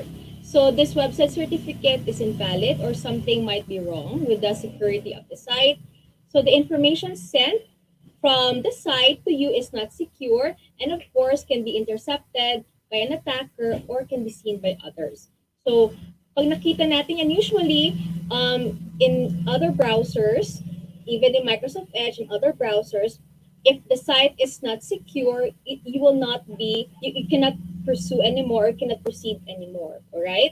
So magpa-prompt ng malaki dyan sa screen. This is not a secure site and you cannot proceed anymore. So, huwag pilitin. Next, right? These are suspicious or dangerous websites. Okay? So it means that there's a possible phishing or malware, right? So if you could see this one right over here, suspicious site, dangerous, naku, baka scam na talaga yan. So don't proceed anymore. Anyway, if your browser was set to this, that you cannot proceed anymore, so of course you cannot go forward and check the site. Now in Microsoft Edge, all right, so here, so when the website is flagged by Microsoft Defender Smart Screen, so Microsoft suggests that you avoid it, and using the site, you will put your privacy and security at risk. And when the website is flagged, it may be because it's tricking you, scamming you. So do not install anything because, or it might install something in your browser or in your desktop or laptop or on your device that you do not know, right? Right, so what you can see now in the screen is in the settings of Microsoft Edge. So if you're using Microsoft Edge, under settings, you go to privacy, search, and services. And then you go and choose balance. Because this one blocks transfers or blocks trackers from sites you haven't visited. It does not retain history of whatever sites that you have visited. And contents and ads will likely be less personalized. And sites will work as expected, and it also blocks known harmful trackers. So if you see the not secure site, it will directly block the site and you're not able to proceed. So this is under Microsoft Edge. In other browsers, they also have history or what we call this one. It also blocks addresses that might be harmful for your device. So I believe all browsers, whether it's Microsoft Edge or not, it has a capacity to block sites that might be dangerous to you and your privacy might be at risk. All right. So this will be quick. So what are some tips to keep your safe or yourself safe? So this is where digital footprint comes in. Everything that we do online will leave a trail, and every activity that we do online, it's like we're announcing it to everyone across the globe. So unknowingly, all right. So we are telling people this is where I go, this is who I am. So what are the things that we can do so that we'll be able to contain our digital footprints? All right. So we also have what we call the mamarazzi. Paparazzi, di ba? If there's a paparazzi, we have a mamarazzi. Anti-razzi, bakit sino yan sila? Who are this? These are people in the family who love to take pictures of your kids and then they post it online, right? So let's be mindful with what we post online, especially when we have children, nephew, nieces, or even our students, right? Because we might be putting them at risk by revealing their current location, their current age, school, etc. Okay? But sometimes we forget because masyadong overwhelmed na tayo if there's a school program, if there's a birthday party, or if there's an occasion at home or somewhere we have gatherings. So we take a lot of pictures and we post it. And let's also be careful when, we love to take pictures or videos of our children. Nakapustura yung ating mga anak, parang nagmodel-modelan lang sila. So let's be careful with that because there was one time it happened that there is this mother. She loves to post about her child. So parang what we call the OOTD, right? And then suddenly, and then in another world, another world of the website, so there is what we call the online shopping. So nakita niya po ang kanyang anak ay naging model na po ng yung mga clothes line for kids, yung mga online shopping. And the mother did not give consent to this owner of the online shop to post the picture or the video of her child. However, it's too late already because nag-grab na po ang picture at nandoon na po sa site na yun. Right? So, let us just be careful. Or as what attorney said, maybe you could go to cybercrime, to NBI, and then you could ask for help. But in order for us to be able to prevent this kind of situation, so, we limit the posting of pictures of our students, of our kids, right? Next one.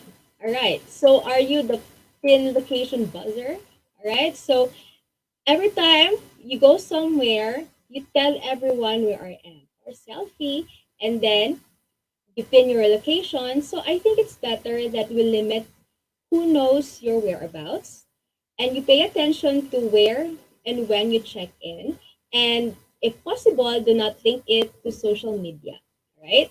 But sometimes we really want to pin or post this one because we want people to know that this resort is very nice, it's a good place.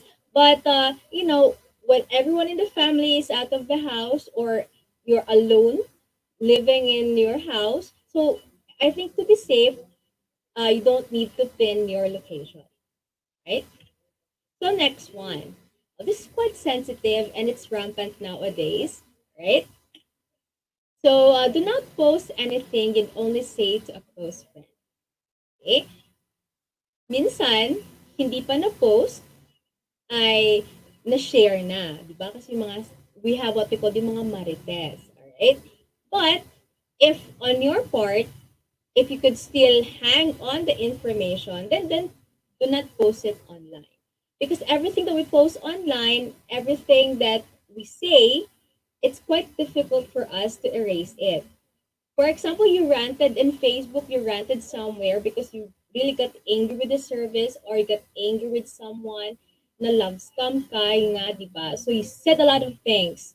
And then suddenly, you realize that after you have let it all out in social media, you want to erase it. Okay, so before you have thought about putting that down, someone has screenshotted it, sent it somewhere else. So it's too late. All right. So prevention is better than cure. So think first before you type it and share it. And then, if it's a sensitive information or sensitive detail about yourself, a loved one, so please don't share it online, okay? Because it could be used to defraud, impersonate, or find your home address. So, your phone number and account numbers, birth date, or photos without you knowing it. So, for example, we are in the table, everyone is eating, and then we take a picture, a group picture, and then suddenly somewhere on the table, ay, nandun pala yung credit card, nandoon ng ID, and then people can just zoom it in, and then take a picture, or just crop it and get the ID number, get the credit card number, so let's be careful. Or sometimes, in our background, there are photo frames, okay, so there are certificates, and sometimes there are really people who could really, may mga power talagang technology that they can zoom it in, take information, and they know where you are, right? So let's be careful. And for example, you won, no? Or you have a certificate, so let's cover the signatures of the certificates because uso na din sa atin ang magbigay ng e-signature or digital signature. So let's be careful. Do not post certificates with wherein the signatures can be seen. So let us be careful with that. Do not post when you are happy with the service in a certain government agency. You got your ID. So maybe you want to take a picture of your ID. Please cover the ID number and cover other information, so that you'll be safe, right? And also, it happened that even if it's not online, somebody took a picture of a payslip, and then somebody opened the cell phone, and the payslip was used for another um, skillful skillful way of using the payslip so that he or she can get the loan. All right, so careful with whatever you take a picture of. Maybe you could upload it in the drive.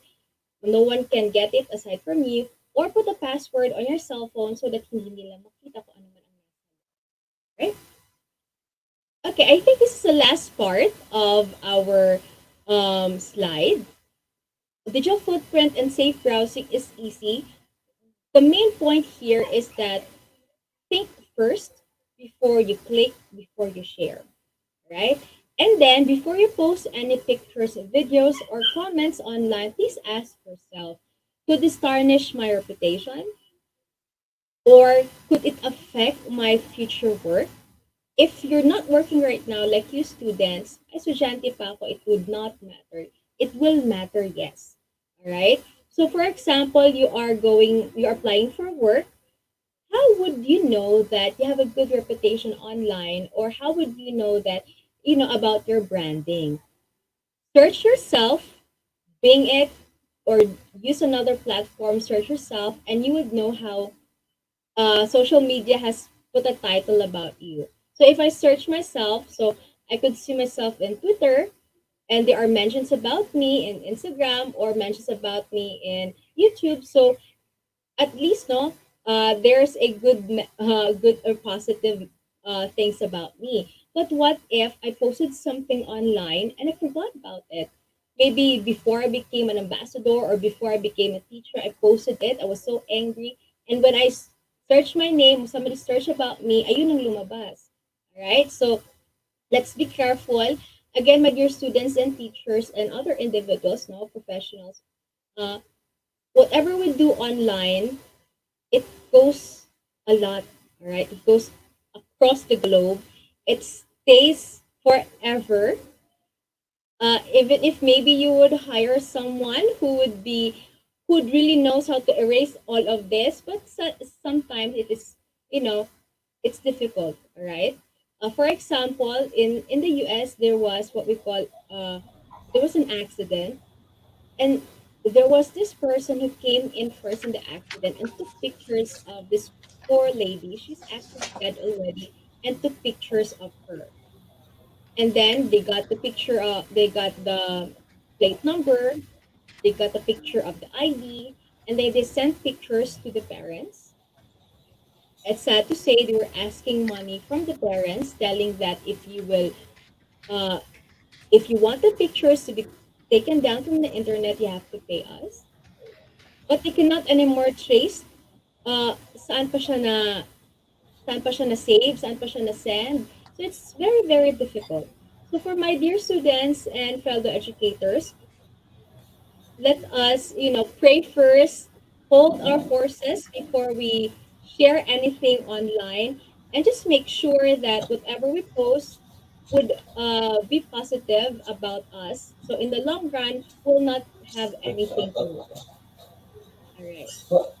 So this is the last slide. So if you want more, you could, you could scan the QR code and learn more about online safety, or go to information, tips and tricks in Microsoft online safety. Right. Ayan. Thank you very much, Miss Jade April Agangang. A very Yes. informative and well comprehensive information. Ayun. Okay. So ang Kap Charles, could Yes. you please award the certificate of appreciation na to Okay. Kap Jade?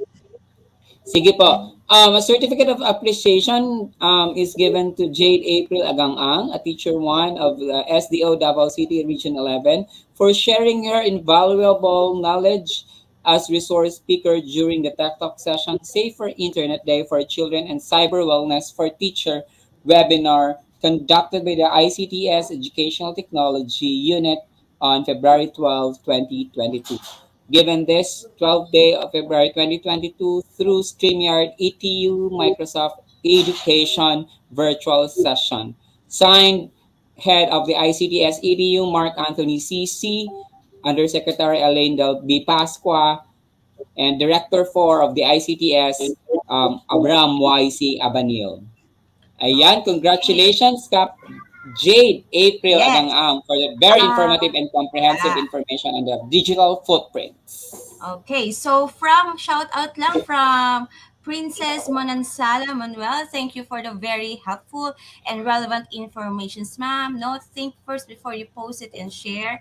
Hashtag Cyberwellness, Safe Internet Day, hashtag TechTalk. Ayan, Speaking of so cyber wellness, kapatid, I shout out ko na rin ang ating kapatid na Sheila Mae A, who is watching us. Ayun. okay. Ko tayo, tukayo mo pa.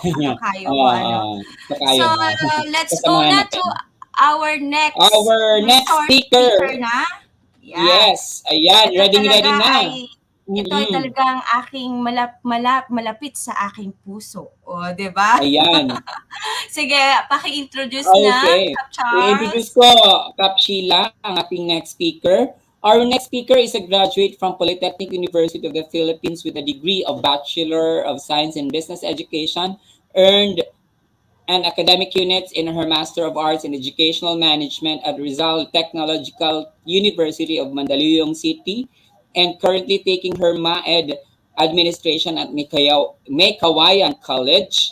Master Teacher 2 and ICT Coordinator of Pinagbuhatan High School, Pasig City, having served as Faculty Club President for 2 terms and recognized as one of the 2021 Model Teacher Awardee Schools Division of Pasig City, a Microsoft Innovative Education Master Trainer, Microsoft Education Ambassador, Microsoft Innovative Educator Expert, Microsoft Certified Trainer, a Microsoft Innovative Educator Master Trainer, National Trainer of Microsoft Office 365, and also a Wakelet Ambassador. Ladies and gentlemen, ang magbabahagi po ng kanyang best practices sa MS or Microsoft Team Security ay walang iba kung hindi si Ma'am Heidi Garrido. Ayan, yes. Ma'am Heidi. Hello, yes, good afternoon, everyone. Hello po, kumusta po, Ma'am Heidi? I'm okay. Actually, I learned a lot from our first 2 speakers, and their topics actually are very much related to what I'm going to discuss today, because you know what, this distance learning may expose our students to potentially harmful and violent content, because they are vulnerable, madali silang mapapayag. So it is very important that aside from educating them how to be aware of this risk, we should provide them a safe platform where they can attend their class online. So that's actually my topic for today. Okay, Okay, with so that, take it yes, away. Take it away, take it away. Sis Yes, Heidi. take it away. Kap Heidi, thank you. Okay. Once again, good afternoon everyone to my fellow educators. Magandang hapon po, magandang umaga po, magandang buhay po sa bawat isa. So I'm gonna share my screen.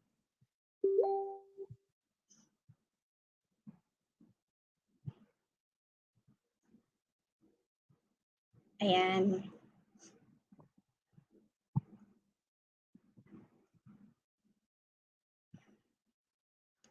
Ayan. So today, I'm going to share themes for education's best practices for educators like you, no, to set up secure classroom environment and administers meeting channels with the recommended controls in the platform of Microsoft Teams. So these settings help ensure a safe and more productive environment for students using Microsoft Teams. Requiring, of course, the first thing that we should put in mind as educator is um, there are a lot of platform na pwedeng gamitin ng ating mga estudyante.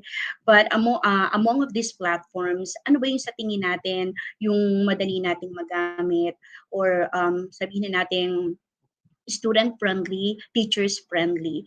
So in other platform, no, the first thing that they have to do in order to join the online class or virtual class is to require our students to sign into the selected platform that we ask them to use. No, for me, I am using Microsoft Teams, so I do require my students to sign into Microsoft Teams with the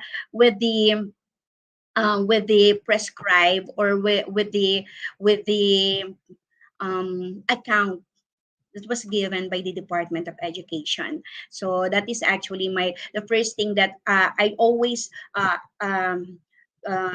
let's say sinisigurado ko before conducting the online class. So I ask my students, do you have the account from Department of Education na pwedeng gamitin to join? So definitely each students, no, every teachers and every students in DepEd were given an account that they can use in order to join attending online class or distance virtual class online through to Microsoft Teams. So, and with that, I strongly recommend creating a student identity in every tenant for distance learning. This is actually the reason kung bakit each region ay group into tinatawag nating tenant. So in NCR, we have NCR 1 and NCR 2 and some other regions kung saan para siyang bahay, no, na kung saan each tenant were grouped,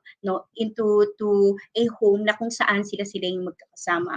So kumbaga sa bahay, if you are in this house, no, and you invite someone to visit you, no, you invite someone from other region to visit your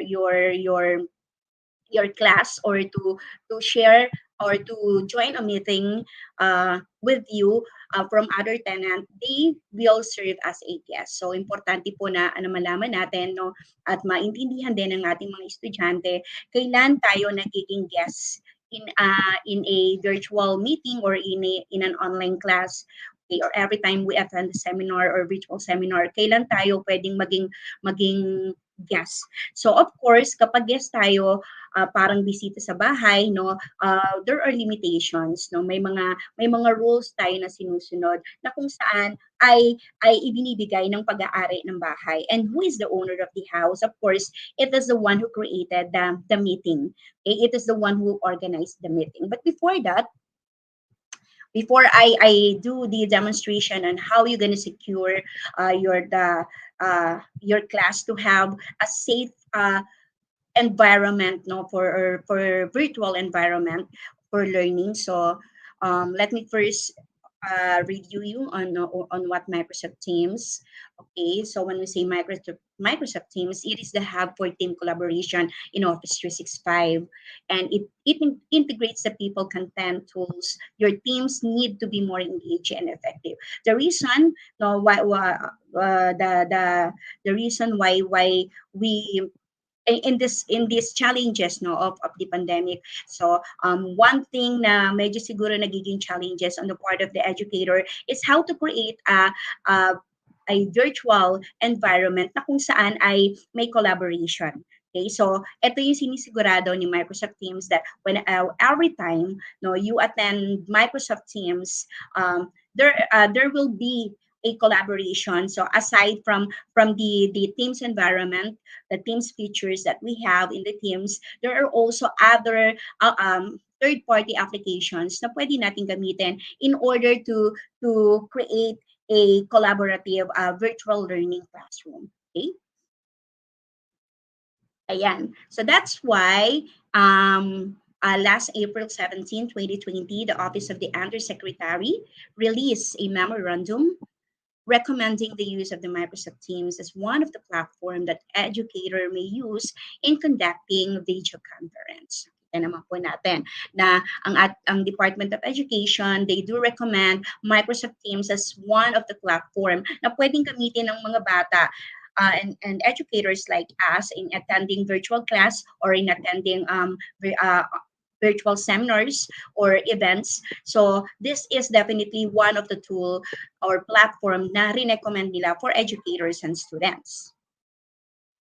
And last January 14, 2021, there's another memorandum from the Office of the Undersecretary stating the migration to Microsoft Teams as the official communication platform. So yan po. So lalo pong na-strengthen no yung paggamit ng Microsoft Teams as the official communication platform that we may use in our classroom or in attending virtual event, okay, with our co-educators. So, one of the most reliable way to enforce security in Teams is by setting up governance policies, and definitely kailangan naiintindihan natin mga educators no how the organization will function internally, how end users can use the app. So who is the end user? End user of the app, of course, it is our students and the educators like us.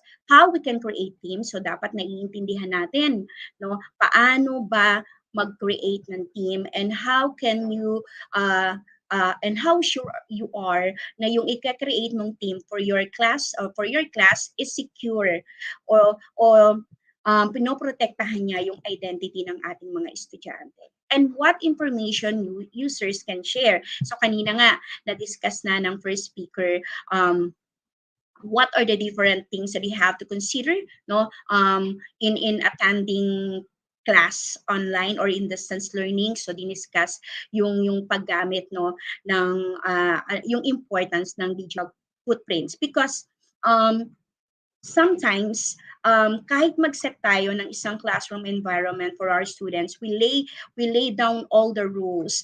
Hindi natin naiiwasan na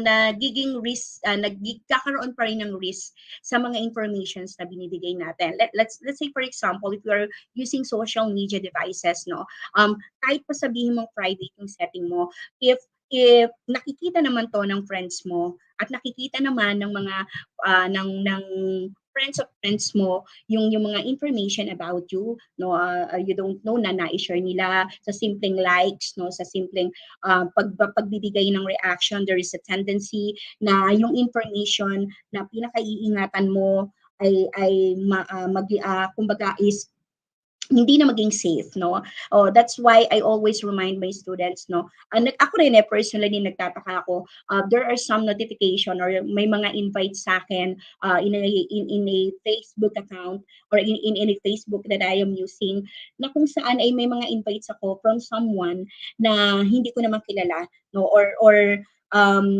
sabihin na natin I'm not familiar with or not within my organization, it's because because your student is your friend and and you have other friends na kung saan ay hindi naman sila ganong kaingat din no sa pag-share ng information, and sometimes na i-share nila yung information mo.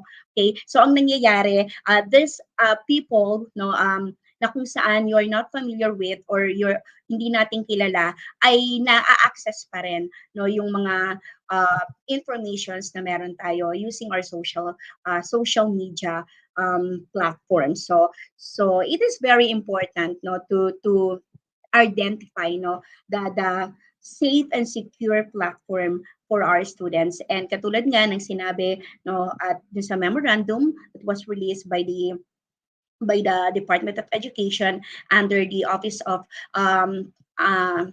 Undersecretary, sinabi doon that we can use Microsoft Teams as one of the official, I guess, official platform no, in conducting our virtual class or online class.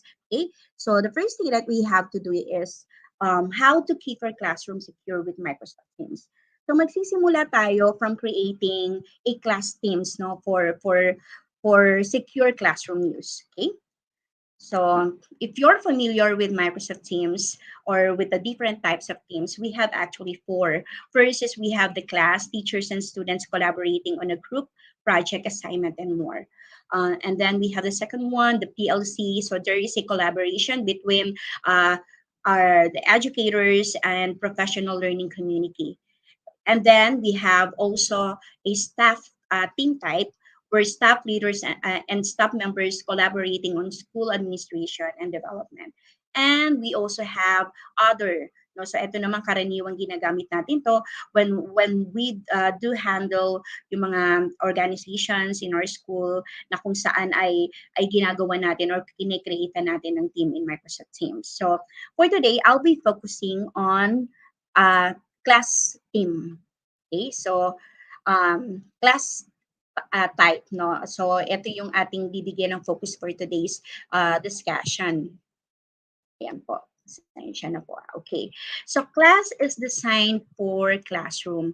So Microsoft Team for Education offers a specific team type for educational use and for our students. So the class team type is designed for classroom use and comes with specific features that support classrooms needs, including assignments, grades, OneNote classroom notebook. Then we have class materials folder, insights, early educator access, and then we have the ability to mute disruptive students and other special permissions. Ayan. So mag-start tayo sa pagsiset up ng ating classroom using the Microsoft Teams. So, punta ako sa demonstration. Ayan. So, I know that some of you are already familiar on how you're going to create your team no, for your class. So, of course, we will start with selecting the join or create team. So, eto dito pa lang kasi, dear educators, dear students, makakapag-set up na tayo ng secure virtual classroom environment. So, dapat naiintindihan natin ano ba yung mga settings na pwede nating magamit para yung identity and the content of the team that we created ay safe at hindi siya ma-share or hindi siya mapapasok o hindi siya makikita ng kung sino-sino. Especially may mga experiences tayo, may mga napanood tayo no na kung saan ay nag-create ng kaba sa ating mga estudyante and of course sa ating mga parents na ano ba tong classroom or platform na ginagamit ni teacher no, it might risk the identity of my child. So of course tayo, we don't want that to happen, so gagamit tayo ng Microsoft Teams. Okay, so in creating your team, of course for today we will be using the class team type. Ayan. Of course, let's set first the name of the class. Okay, let's say for example grade 10. Ayan. Let's say grade 9 Maya. Kasi meron na akong grade grade 10 Maya. Okay, and then you can add a description. So pwede natin ilagay, but it is optional. So this is the official virtual classroom of. Pwede naman hindi, pero I advise na pwede, na why not naman nilagyan natin of grade 9 Maya. Okay, and then click next.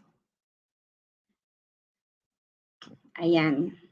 And then, so this time, dito pa lang, dapat, of course, no, hindi naman natin makikilala lahat ng ating mga estudyante. But this is yung tinatawag nating tenant, no, na kung saan, by adding your students, ang makikita natin are those students within within our tenant. So ako, kabilang ako sa NCR2, so definitely I can add all my students, okay?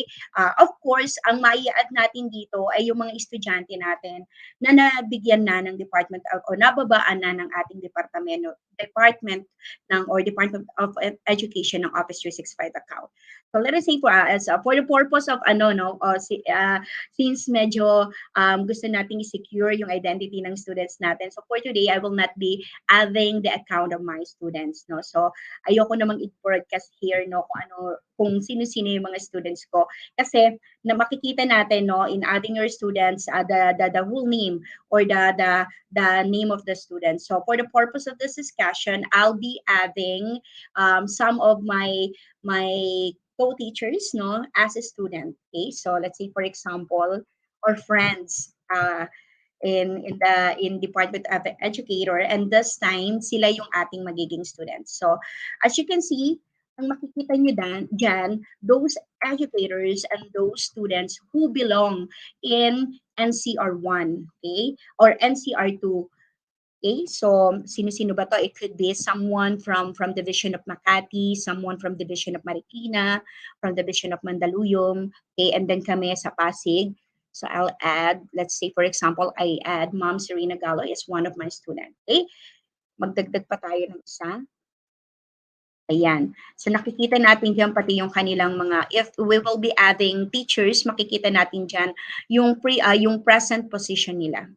Okay, nung naibigay yung account. Okay, ayan. Let's say for example, I added 3 students in grade 9 Maya. Okay, this time, pwede rin naman akong mag-add ng teacher. No? Normally, if you are an advisor, ang ina-add mo dyan ay yung subject teachers, no, or di kaya naman yung co-advisor mo. So let's say for example, mag-add ako ng 2 subject teachers. Ayan.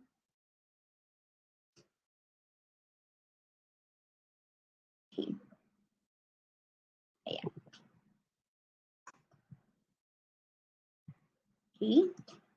Ayan, so I already created a classroom, no, a class team for my grade 9 Maya. So kung mapapansin nyo, ano ba yung naging kahalagahan ng pagsiset up ng team? First is, etong mga na-add ko with Office 365 account, they can, ang kanilang magiging status or role in your class is owner, no? Ibig sabihin, they have the access, no, kumbaga sa owner ng bahay, they have all the access, no, lahat ng content and information na i-share mo dito sa iyong create na class team. Okay, so let's say for example, mag-add ako ng estudyante na walang Office 365 account. So this time, if you add a member, no, or if you add a student na kung saan na hindi sila nababaan pa ng Office 365 account, definitely their role will be guest, no? So sino-sino yung mga nagiging guest, or kailan sila nagiging guest. So since wala pa silang Office 365, so normally ang ginagawa natin ay ina-add natin ang kanilang mga personal accounts. So let's say for example, mag-add ako ng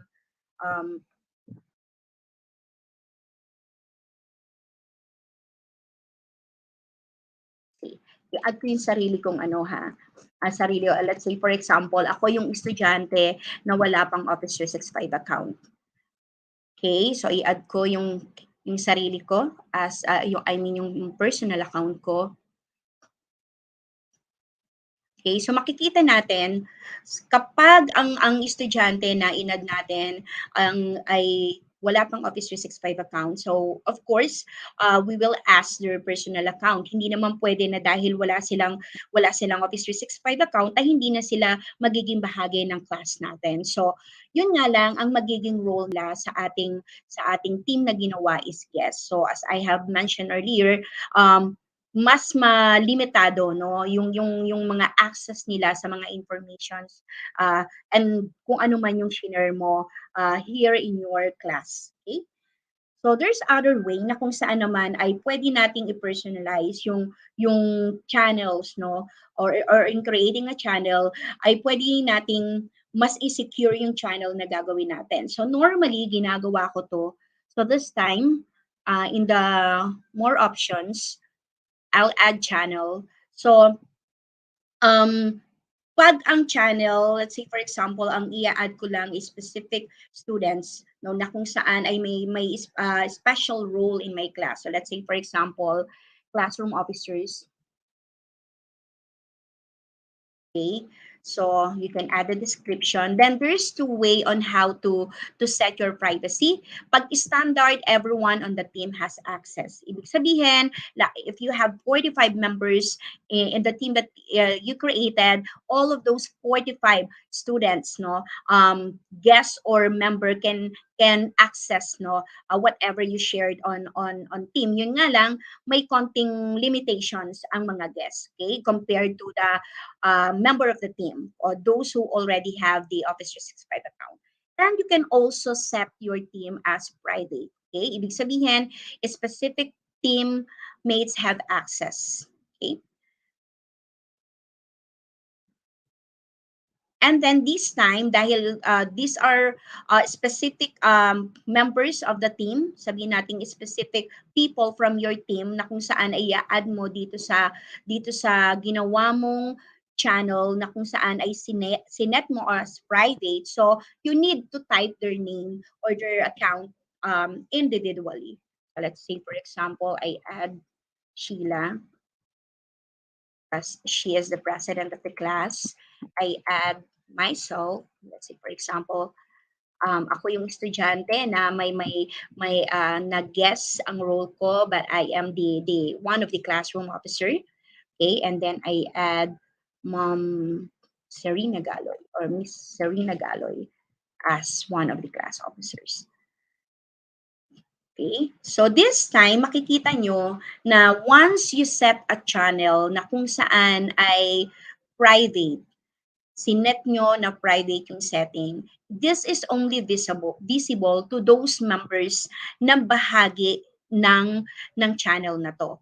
So, kung meron kang 45 students, then you only added 10 students in this channel, yung 10 students lang na yon ang mayroong access sa whatever information na ilalagay mo in this specific channel. Okay? So, mag-add naman tayo. I-compare lang natin, no? So, let's create a channel na kung saan naman ay hindi private.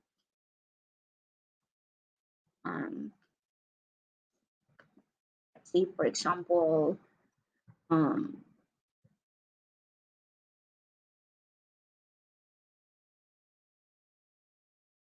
okay. So this channel, let's say for example, I created this no, para sa mga content na i-share ko specifically for my homeroom guidance. Okay.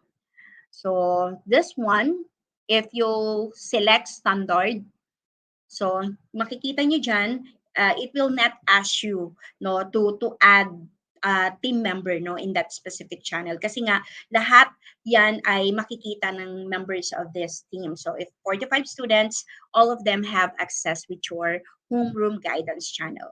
Okay, now this time let us try to look for other features na kung saan ay pwede nating mas gawing personalize yung mga settings for our channel and for our team. So let's say for example, you click manage team. Okay? So dito sa pending requests, all requests no to to be part of the team ay mapupunta rito. No, dito nyo makikita yon. So it's either you will allow that request, or you will not give them the access, no, to your class. And then for channel setting, okay, so you can let's look for the setting.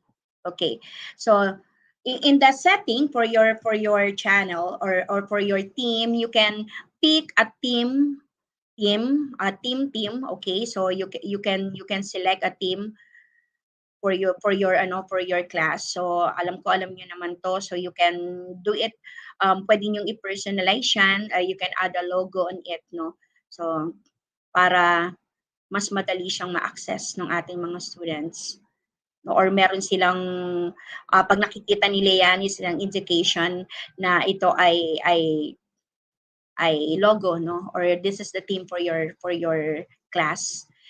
Then you can set the member permission. So we have a lot of settings here. So you can enable channel creating, adding apps and more. So you can allow members to create and update the channel. So normally, hindi ko ina-allow, no, yung mga members of the team to create, no, the channel. So being me as the team owner, at kung meron naman akong co-owner, okay, so we are the only the owner are the people who are allowed, no, to create channels for the team. You can also allow members to delete and restore channels. So of course, no, you will not do this, no, kasi there are time na baka yung mga estudyante natin ma-delete, no, accidentally or not intentionally ma-delete nila yung mga information that we shared in this team, lalo na kung importante yon. So we do not give them an access, no, to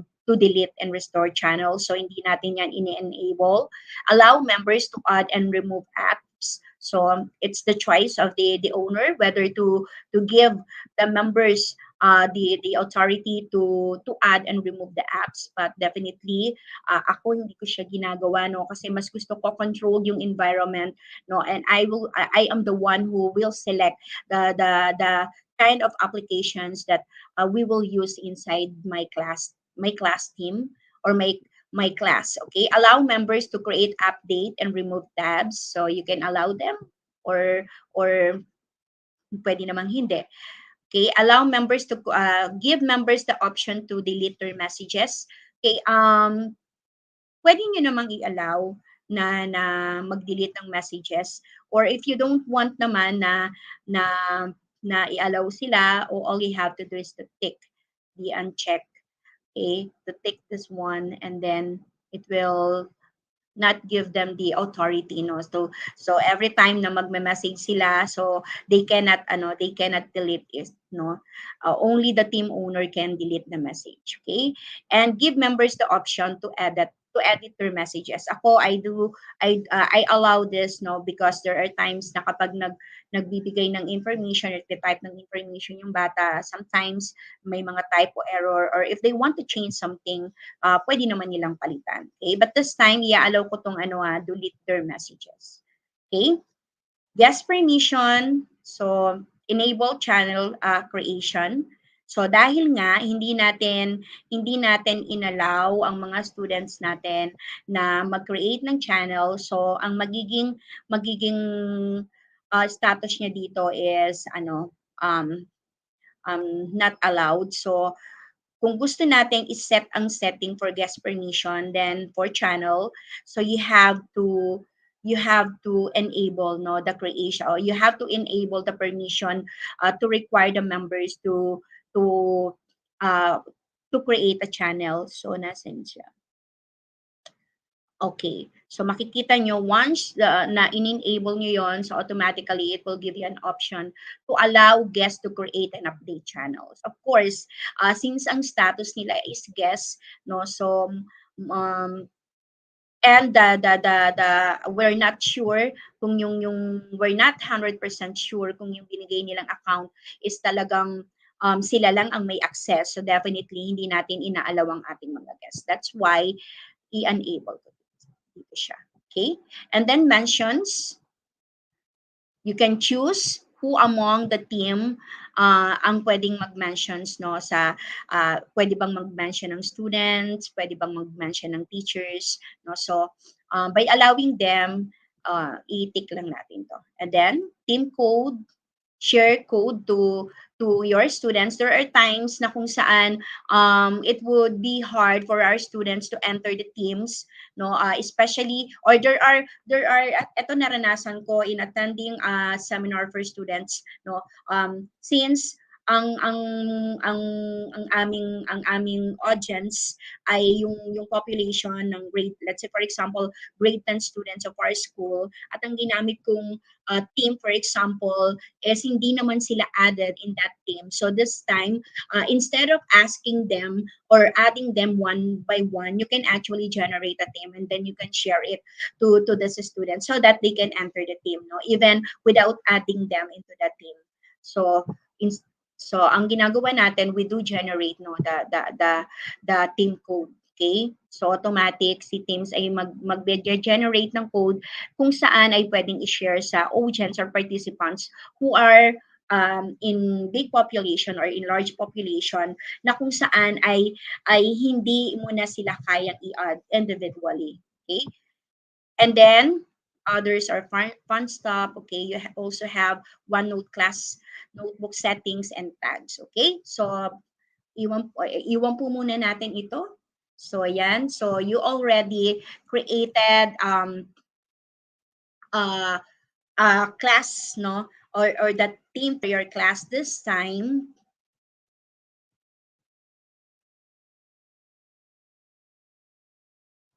Okay. Says here is that in setting up meeting before your class begins, okay, you already have an options to manage audio permissions, no, di ba? There are times that when you are conducting your class, no, yung mga estudyante natin, they are not aware na naka-unmute yung kanilang mga microphones. So or if may guest naman tayo na pumasok, no, and they're not familiar with the setting of the Microsoft Teams, pumapasok sila na kung saan is naka-unmute sila or hindi nila na-mute yung microphones, no. So you can actually set permission for that, and then you can also limit who will be the presenter, no, of your class, no.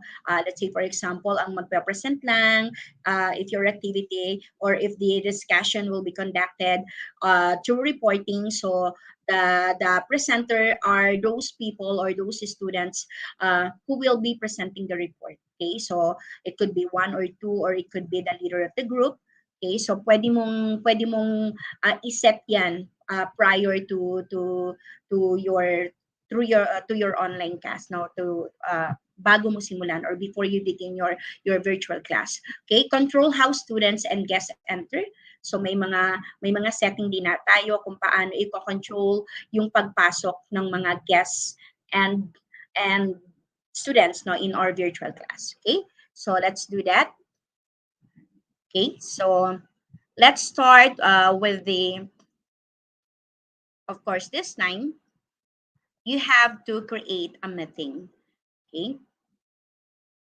Okay, so to do that, you go to calendar, and then, ayan, so makikita nyo, there's a lot of meeting here that in my calendar.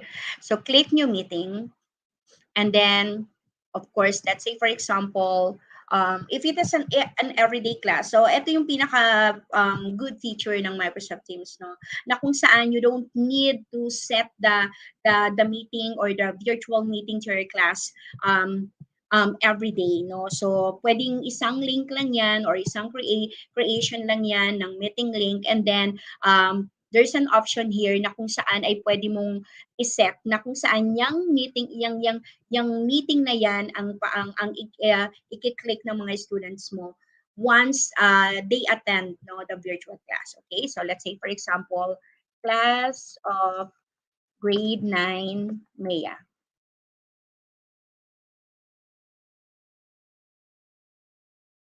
Okay, so this time I will not be adding attendees because definitely the attendees of this are my students. Either they are the member or guest of the team. And then you set the date. For example, I set the date today.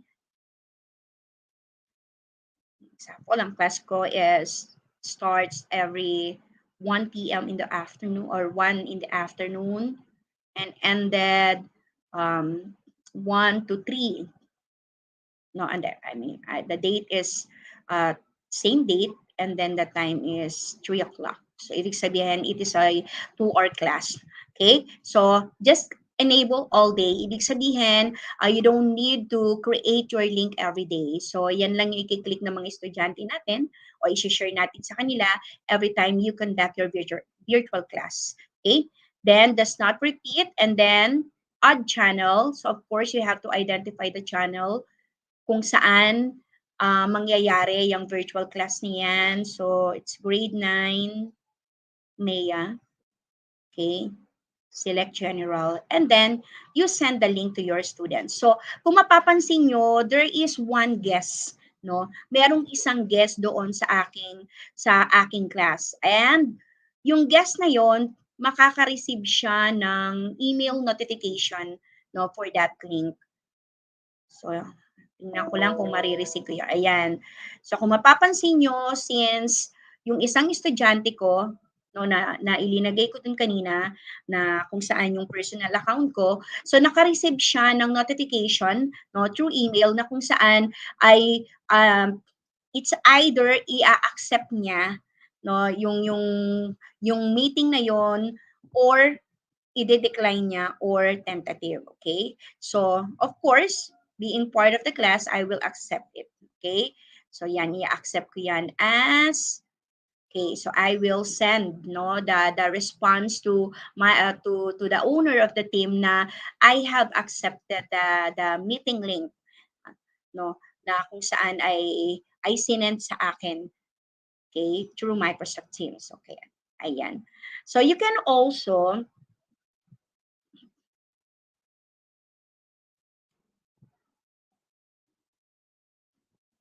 hanapin ko lang po yan. Okay.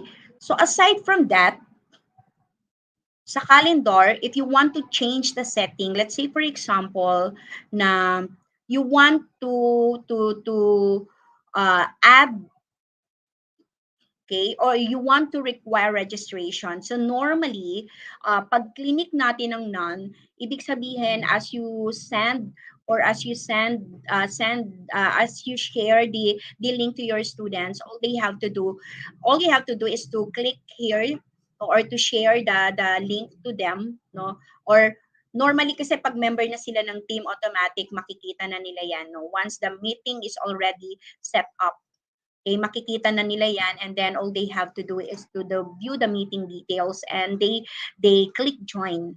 Okay, if member na sila ng team. What if there are this is no for big conferences na ginagawa natin or seminars na kung saan tayo ang nagke-create ng link. What if you want to require a registration? Okay? So, may paraan ba para gawin natin yon? So, let's say for example, no, ito ay you created a meeting for a large number of attendees na kung saan you will be requiring them for to attend na kung saan ay magre-register sila. So actually, you can do that using the Microsoft Teams.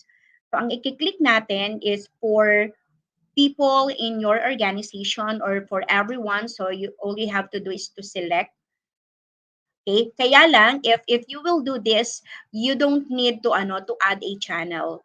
No? So, ibig sabihin, dapat iset natin na wala tayong channel dito na inilagay. So, with that, I'll create a new one, a new meeting for the purpose of the demonstration or the discussion. So, lagay natin webinar about cyber security or internet safety or internet safety. Okay, so your attendance will be the students of your school, and if you have 1,000 students, okay, and you want and you require them to attend with registration. So of course you have to identify the date and the time, and then click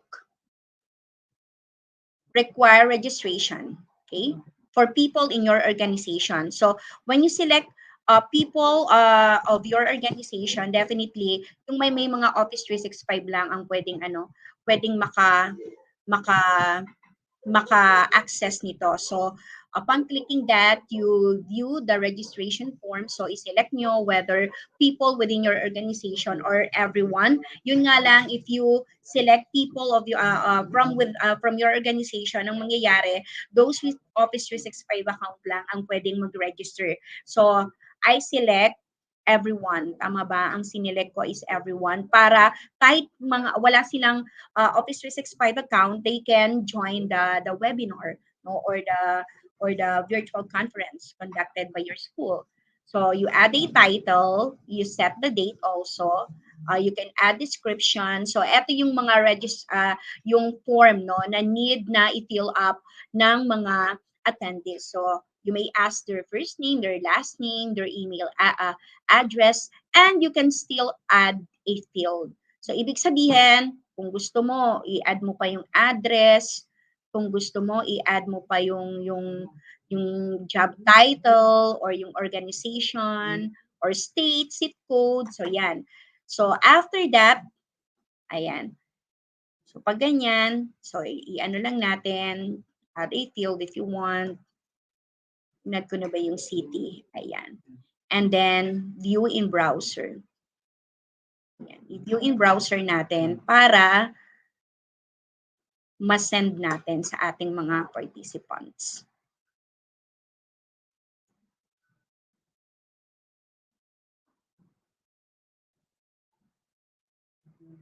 Ayan. So, if you what do you call this, once na nag-register sila, they can automatically receive a notification, no, yung mga information about the event, no. It includes when is the title of the event,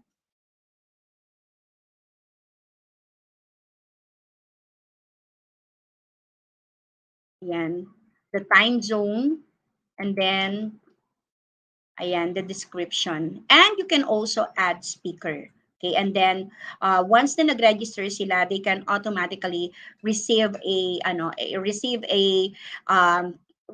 notification, no, kung ano yung meeting link at kung ano yung mga informations about the event, no, na kung saan ay a-attend nila. You can actually upload an image, and then save.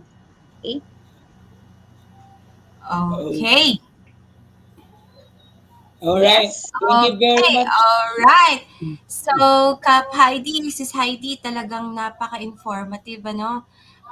Kap Charles. So, napakagaling ng security features ng Microsoft Teams. Pwede bang pa-wrap up, Sis Heidi? Okay, sige. I'll wrap it up, no. So there are other two features na kung saan ay hindi ko pa na-discuss, pero I'll make it fast na lang siguro. Okay? Lang po. Okay. So you can also manage and change, no, the classroom.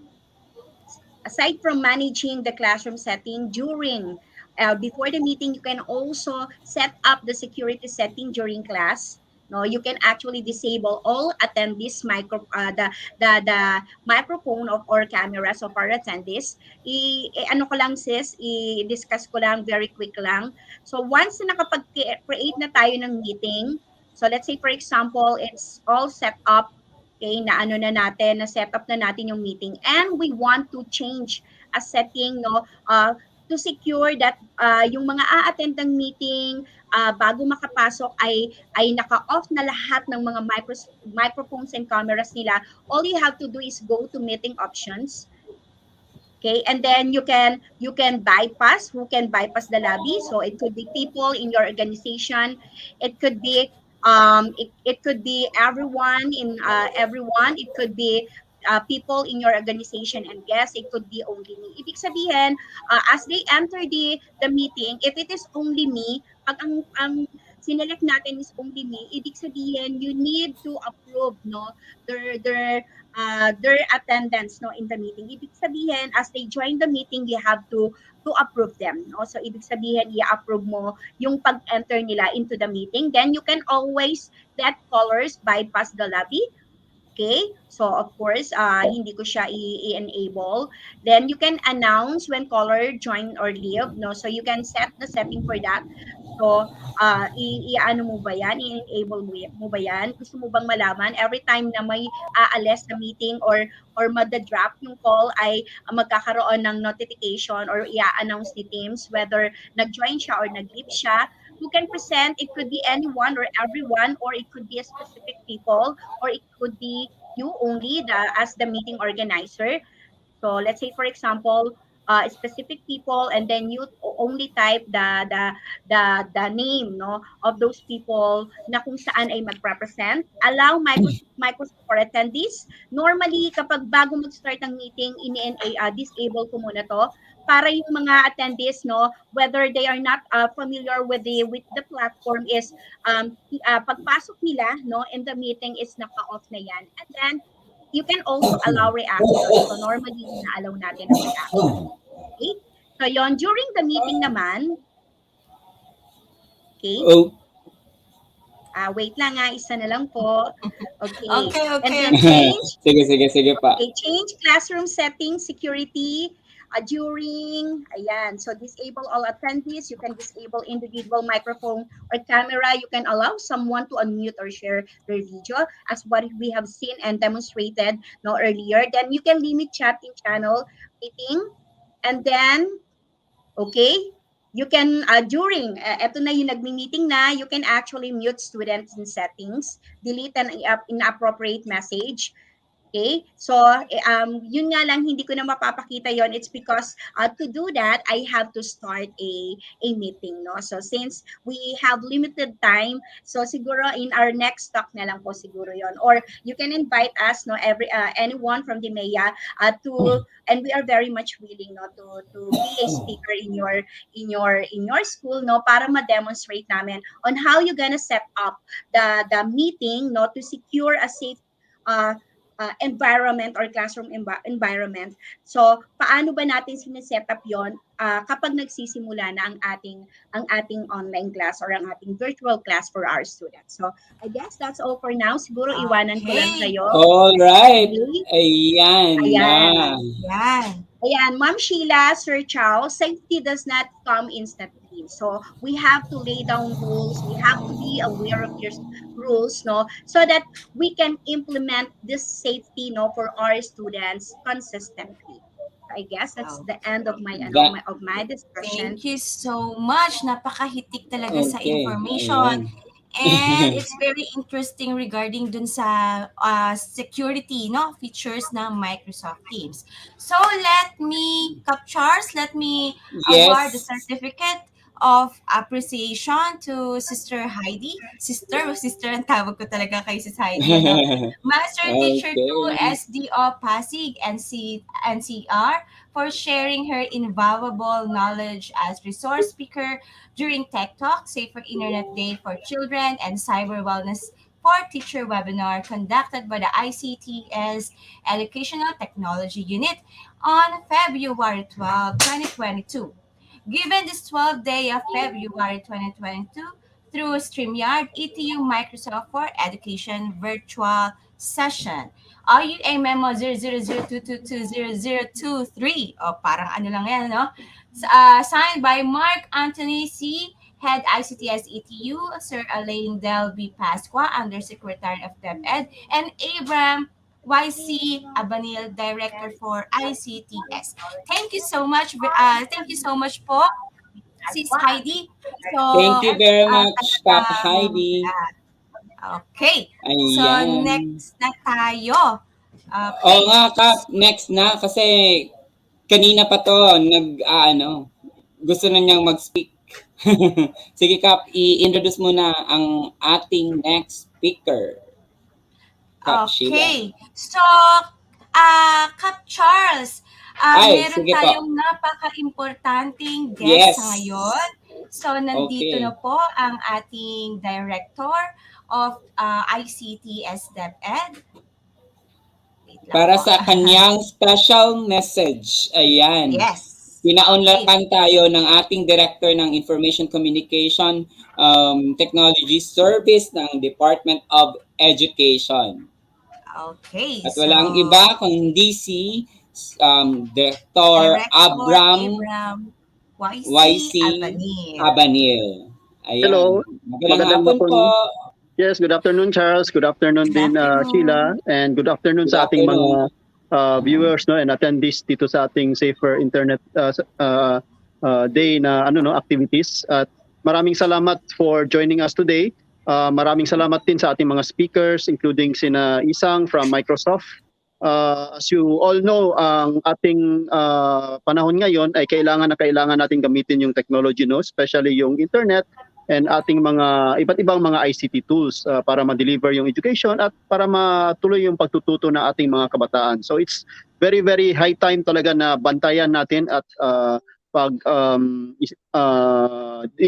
bigyan natin ng importance yung cyber safety ng ating mga kabataan at even sa ating mga guro, dahil hindi lang naman ang ating mga kabataan ang mga potential victims from mga attacks, mga cyber attacks, pero kasama din ang ating mga guro and even yung ating mga magulang. Kaya thank you very much to our speakers who have been giving mga tips on how to make sure na safe ang ating experience dito sa internet, safe ang ating experience using technology, especially when we access yung use technology for education, and not just for education pero sa iba-iba pang mga bagay sa ating mga buhay. So maraming salamat ulit for attending this activity that we have today.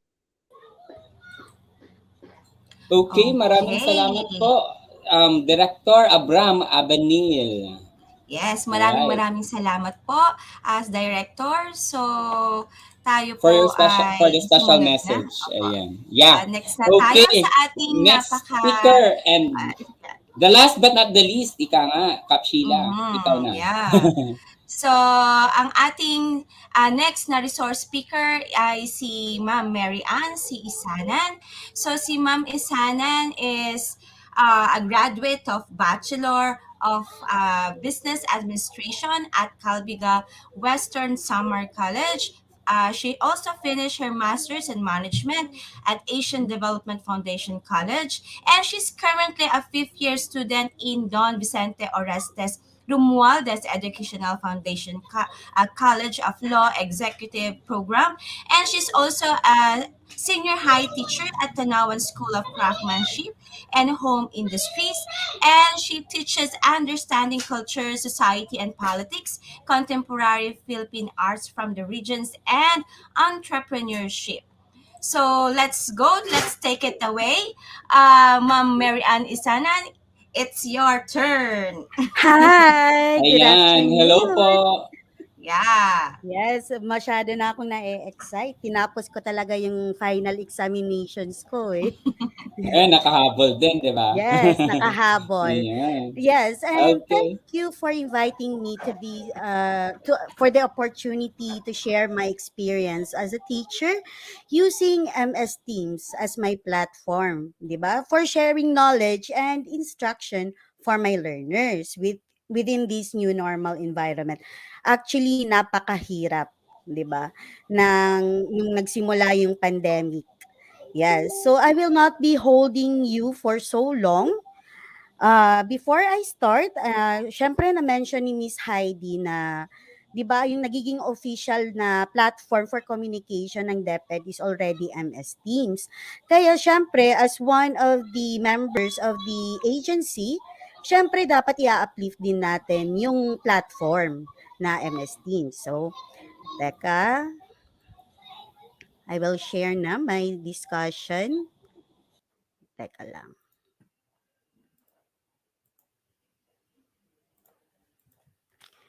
Andito na ba? Nakikita na? Teka po. Hindi ko na marinig. Teka. Yes po, andun na Na, po. I-reshare na lang po. opo. Teka lang, share system audio. So, ayan, naririnig niyo po ako?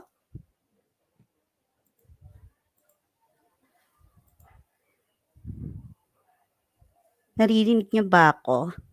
Hindi ko kayo naririnig. Okay, so to start Yes with, po. ayan. Yes Okay, po, yes thank po. you. So, okay, to start with our best practices using MS Teams.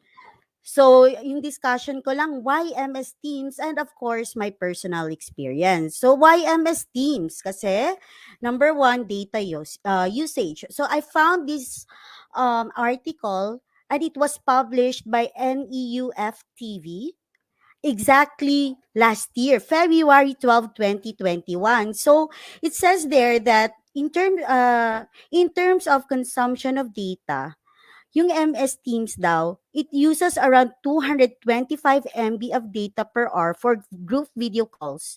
And in case of HD group video calls with high displayed pixels, Teams will only consume approximately 450 MB of data per hour. So meaning at this point pa lang, masyado siyang budget friendly in case of our learners kasi most likely ang mako-consume lang nitong load is malaki na ang 50 pesos. Most likely mga 20 pesos pwede na siya. 'Di ba? At least budget friendly lalo na wala na yung economic state natin, 'di ba? Medyo nahihirapan kahit nga sa pamasahe, nahihirapan yung mga magulang natin. Then next, organized. You don't have to scroll up to look for the file sent. Kasi minsan magse-send tayo ng files tapos example, mga last month. Then marami ng mga chat or mga files ulit na sinend. Siyempre, i-scroll up pa natin, parang kumbaga ang term pa natin yan, mag-back read na lang tayo. While in MS Teams, 'di ba, may tab na siya for files na parang ang dating niya is similar to Google Drive. 'Di ba? Yung or OneDrive na very organized na makikita mo na lang doon. Pwede mo siyang i-search and then you can immediately download. So you don't need to scroll up from the files that was already uploaded months or even years ago. Then, of course, ito yung example, 'di ba? So masyado siyang organized. Kung kunyari, this is taken from my Teams account, yung school year 2020 to 2021. So makikita nyo kung yung nasa taas dito, nakapin yung supposedly dapat sagutan ng mga learners ko for that week. Next, the privacy. Of course, you can control who can see the post, control who can join the meeting, and the feedbacks for the outputs. Syempre na-discuss na ito ni Miss Heidi, 'di ba? Yung nakikita mo naman na talagang makokontrol nyo yung paggawa ng teams during the meeting, before the meeting, during the meeting, and even after the meeting. So talagang most likely also to the feedback ng output, yung student lang na nag-submit nung certain output yung makakakita ng feedback mo. So at least there is already confidentiality kasi pag kunyari sa face-to-face classroom environment, parang nahihiya yung mga estudyante na bibigyan natin ng comment, suggestion, or constructive criticism na doon sa mga outputs nila. So at least there is already privacy. Only you and the learner will know kung ano yung mga suggestion or comments natin when it comes to their outputs. And of course, space saver. Kasi usually, lalo na pag ginagamit natin yung online class natin para sa IPCRF, 'di ba? Merong ganun eh. Yung recorded meetings natin or recorded virtual class, syempre ano kayo, tawag dito, you will also ask for consent, 'di ba, na the meeting will be recorded for whatever purposes. And of course, yung maganda dito kasi space saver siya. Kasi sinisave siya directly to OneDrive or SharePoint. Hindi na niya need i-save doon sa ating mga Drive D, Drive E, or sa flash drive natin para mas makatipid pa ng space sa ating mga devices. And of course, 'di ba? Sobrang bilis lang. So, eto na yung personal experience ko as a teacher using MS Teams. So, um, go- I started in 2020, 2021, I started with 40 students, roughly ganon, as dry run for this virtual classroom. And then, unfortunately, naging 6 lang yung students who pursued kasi at that time hindi pa namin nare-receive yung Office 365 account ng mga bata. So parang sa kanila medyo nag-struggle kami pareho kasi ako first time kong mag-explore noon that time until na because of the troubleshooting and all naayos naman din, nairaos din naman natin. But unfortunately, yun nga, 6 students lang ang nag-pursue. And then, of course, siguro nung mga bago-bago pa yung new normal, yung mga dito sa amin sa division namin kasi is printed module. Hindi maiwasan na may mga unfortuitous events such as bagyo, 'di ba, ulan, o di kaya minsan mahuhulog doon sa ibang kunyari doon sa mga baha-bahang lugar, part ng isang daanan, 'di ba? So, siyempre hindi maiwasan 'yun. Ang mga students minsan nali-late na sa pagsa-submit o di kaya minsan wala nang naisa-submit, parang bahala na lang, parang gano'ng behavior. Now, upon second quarter, inintroduce ko ulit sa kanila. Ang tinawag ko pa dito kasi si Sir Jonas Kabusbusan, yung isang MEA sa aming school, parang inintroduce sa amin ang hybrid learning. So hindi ko alam hindi pa ako masyadong sa anong tunay ng interpretation ng hybrid learning. Pero in-encourage ko yung students ko na pwede silang maka-access online but they can submit their answers either online or via hard copy, yung papel mismo. At binigyan ko din sila ulit ng advantages na bakit mas mabuti kung dito na lang tayo sa ganitong learning, hybrid, using MS Teams. Kasi, syempre, parang nakita din nila yung yung mga results, 'di ba? Yung mga ganun nga yung nabasa o minsan na di natin alam kung nami-misplace ng bata, hindi na naipapasa. Okay.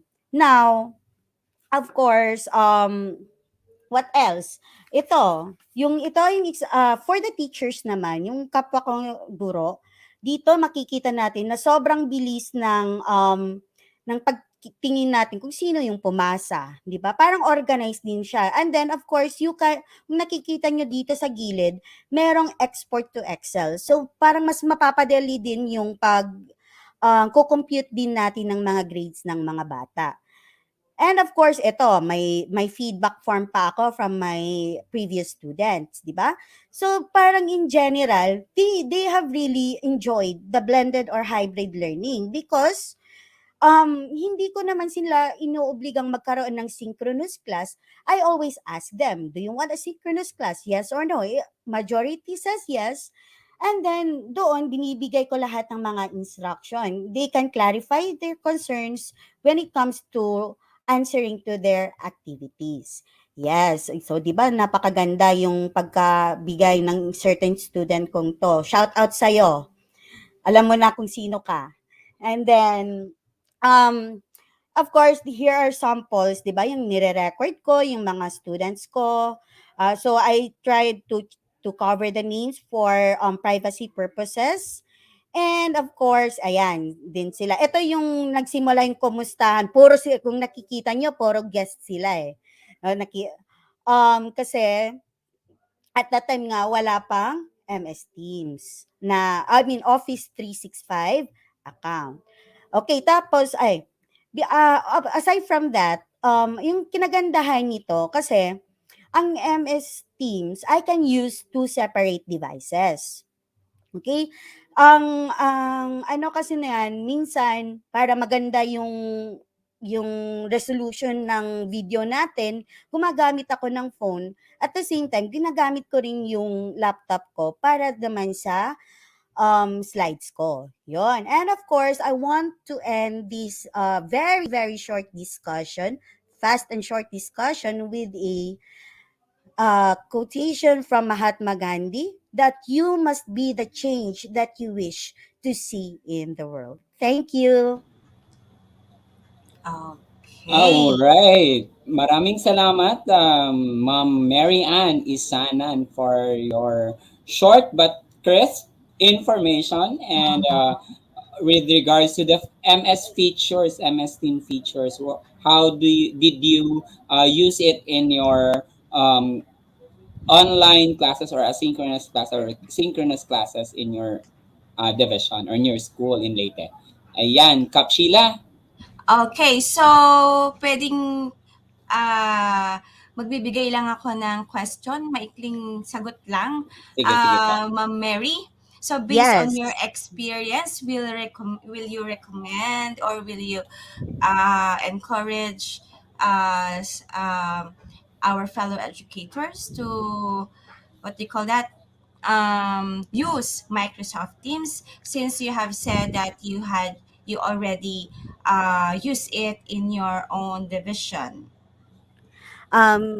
Miss Sheila, Sir Charles, of course, I will recommend it. Kasi, number one is that Office 365 or the MS Teams, di ba, specifically, is already a platform used in the agency. Even kahit hindi yung part of DepEd, definitely encourage ko sa inyo na gamitin yung MS Teams. Kasi,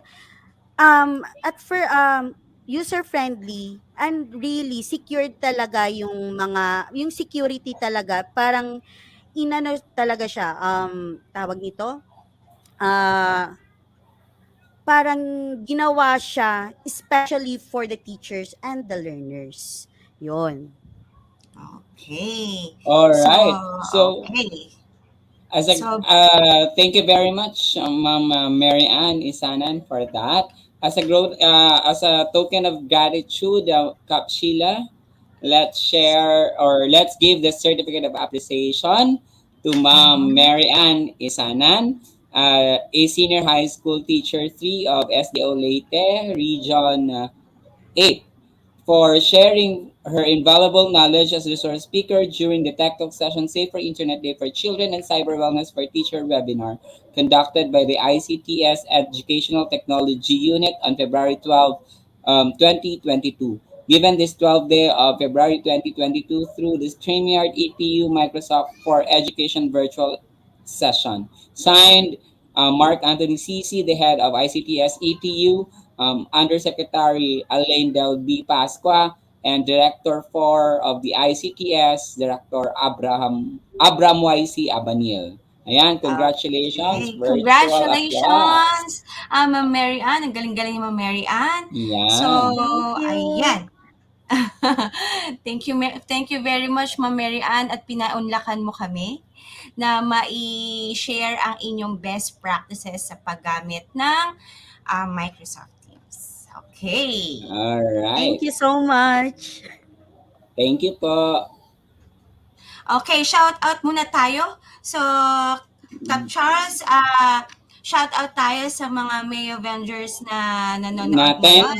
Yes. Tulad ni Kap Jed, Kap Helen Tan, si Serena, Kap Glenny, Kap Pau, and Kap Jonas. Ayan. Kap Rubilin din. Ayan. Yes. At sa mga yan si Kap sa mga nagpo-post at nag-comment ng sa ating social media Thank you very much, Ma'am Concepcion Ramirez. Ayan, very useful ang MS Teams. Yan, mga Thank comments you, ng Ma'am Heidi. ating Ayun, mga Kapaydi. viewers. Yes. Nako.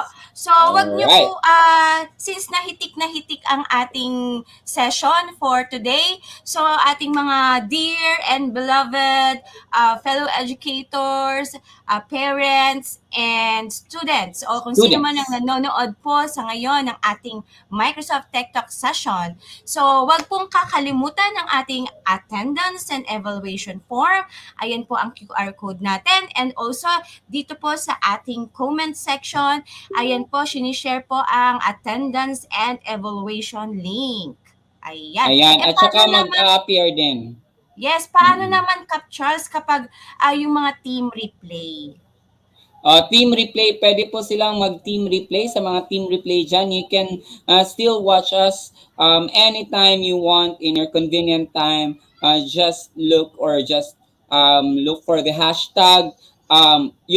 Yun nga ang importante, no, na mga hashtags natin na SID 2022 hashtag Cyberwellness, hashtag Safer Internet Day, and hashtag TechTalk. Yan, importante yan to check or to search in the social media for them to be able to see kung saan po yung link ng ating video or yung session ngayon para makapag-team replay sila.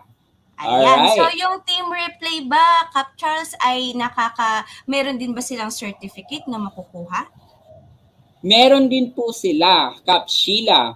At saan po nila kukunin? At sa lahat po nanonood ngayon, you can get your certificate after this session.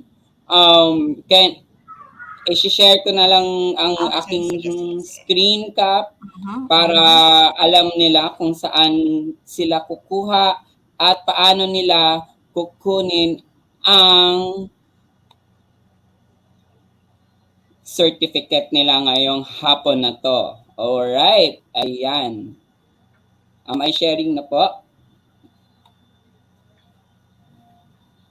Ayan. So, mga kaguro, mga estudyante, mga parents, or mga sa lahat po nanonood ng ating session ngayon, you can access your certificate in this website by typing in your browser https://training.deped.gov.ph. If you don't have any account or alam ko na alam nyo na kung paano makukuha ng mga certificates right after the webinar session. But for the purposes of those who are new watching and for those who are new in this platform, you can log in or register using your DepEd Google account or log in using your DepEd Commons. And ayun, kagaya nito, I have typed in my email address and my password. Then simply click log in. Then ayan, nagla-log in na siya at naghintay natin. And you will be reach here in this platform, in this dashboard, and look for the ICTS-Educational Technology Unit and click the certification and professional development link or folder. And please go to the Microsoft courses. These are the EdTech courses in partnership with in partnership with Microsoft Philippines. Ayan. Eto, you can simply show the courses of the EdTech which is partnered by our Microsoft Philippines. Ayan. Ito po yung previews na kung una, ang latest na session natin. Ito yung TechTalk session. You may click this and you may go to the access and simply click enroll me, and there you go. You can watch. Actually, we'll be posting the training video right here later on. if ever you want to review before taking our quiz. You need to pass the quiz for the TechTalk session, Safer Internet Day for Children and Cyberwellness for Teachers quiz before getting your certificate of participation. Ayan.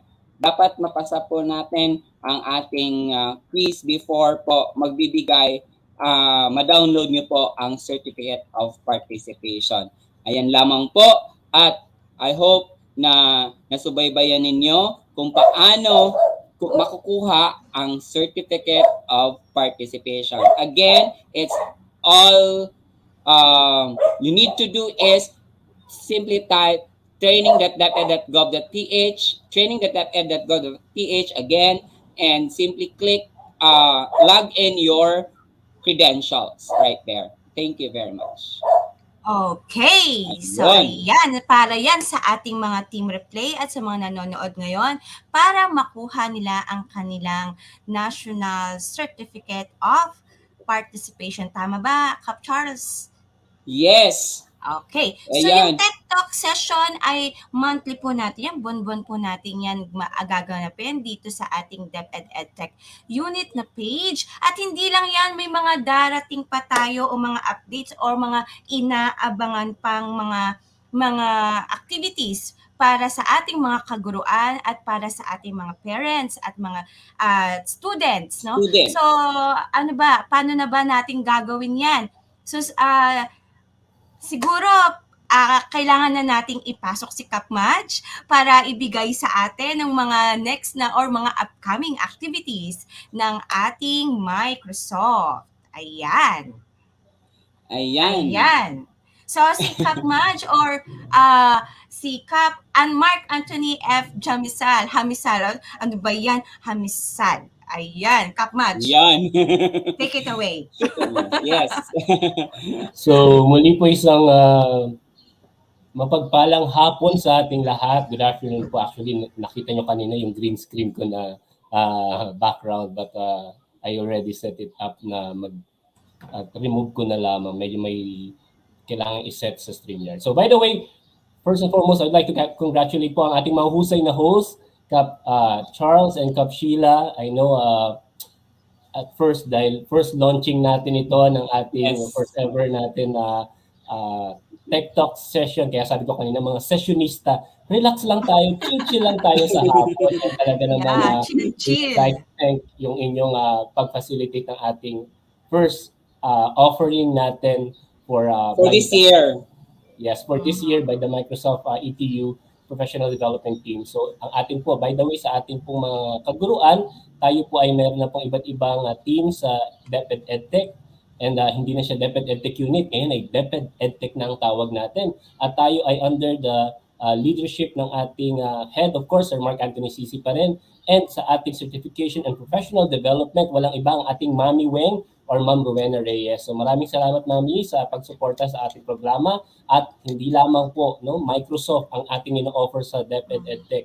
We are not one company or one software na nag-offer or nag-support ng EdTech, but marami po sa aming team ang ipo-provide or iso-support natin para sa ating buong kaguruan. Nandiyan ang Google, nandiyan ang ClassPoint, at marami pang iba. So watch out po sa iba't iba pa nating mga webinar sessions. And as mentioned po ng ating mga kasama na EdTech Specialist, ay I'll be sharing po ano pa yung magiging projects natin sa DepEd-EdTech, lalo na or specifically sa Microsoft. So abangan po ang ating na-post na memo about our Project 2417. And I know narinig nyo na yan sa ating last na Itulay Kumustahan or ETU Kumustahan, na kung saan narinig natin si Kap explaining ano ba or paano kami mag-a-apply na maging isang parang scholarship ito Kap. Kasi babayaran or paid in full ang iyong certification. Yes. So yung dalawang certification ay sagot na namin ang Microsoft Office Specialist at ang Microsoft Certified Educator para makapacitate at ma-equip ang ating mga ICT EPP teachers, TLE ICT teachers, and of course ang ating mga senior high school ICT and empowerment technologies teachers. Kasi marami na agad Kap na nag-message na, Sir Madge, bakit hindi na pwede para sa lahat yan? Ba't ako English teacher? Pwede ba ako dyan? As in, overwhelming Kap ang ating nare-receive na feedback at messages na kami rin gusto rin namin yan. So abangan po ninyo. We will be offering po batches of certification programs sponsored by our partner, Microsoft Philippines. So yung ito pong Project 2417, this is the first ever na budget natin ng DepEd ang ating certification program. So yung mga nakaraan natin, kung naka-join kayo, yung Lenovo certification, sponsored yun ni Lenovo. Yung Microsoft certification natin, sponsored yun ni Microsoft. Walang binayad si DepEd. But this one, this is a very first ever at very focused muna tayo at strategic ang dating. Kasi we would want again to capacitate yung ating mga teachers sa ICT.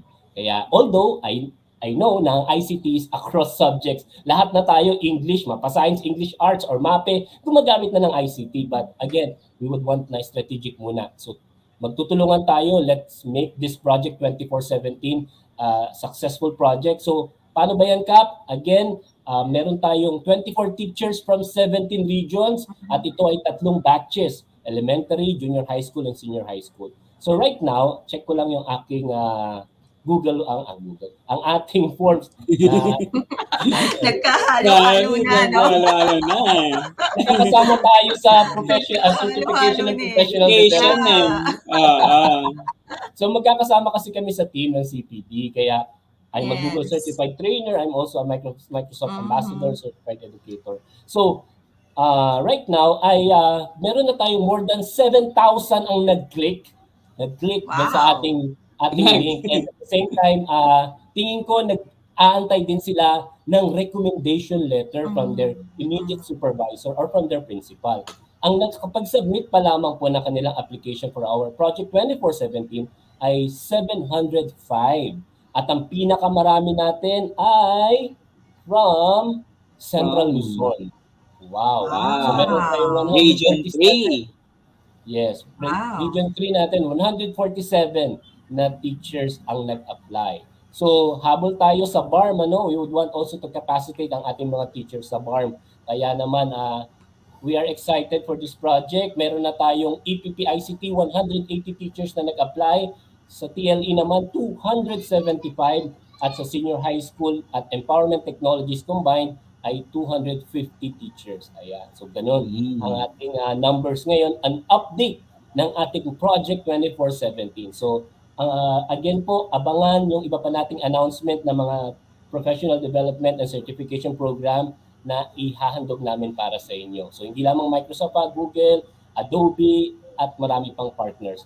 And also, as mentioned kanina ni Kap Sheila rin, ang ating ding every Thursday na Cheers Day, abangan yan. Abangan. Kita-kita ulit kami.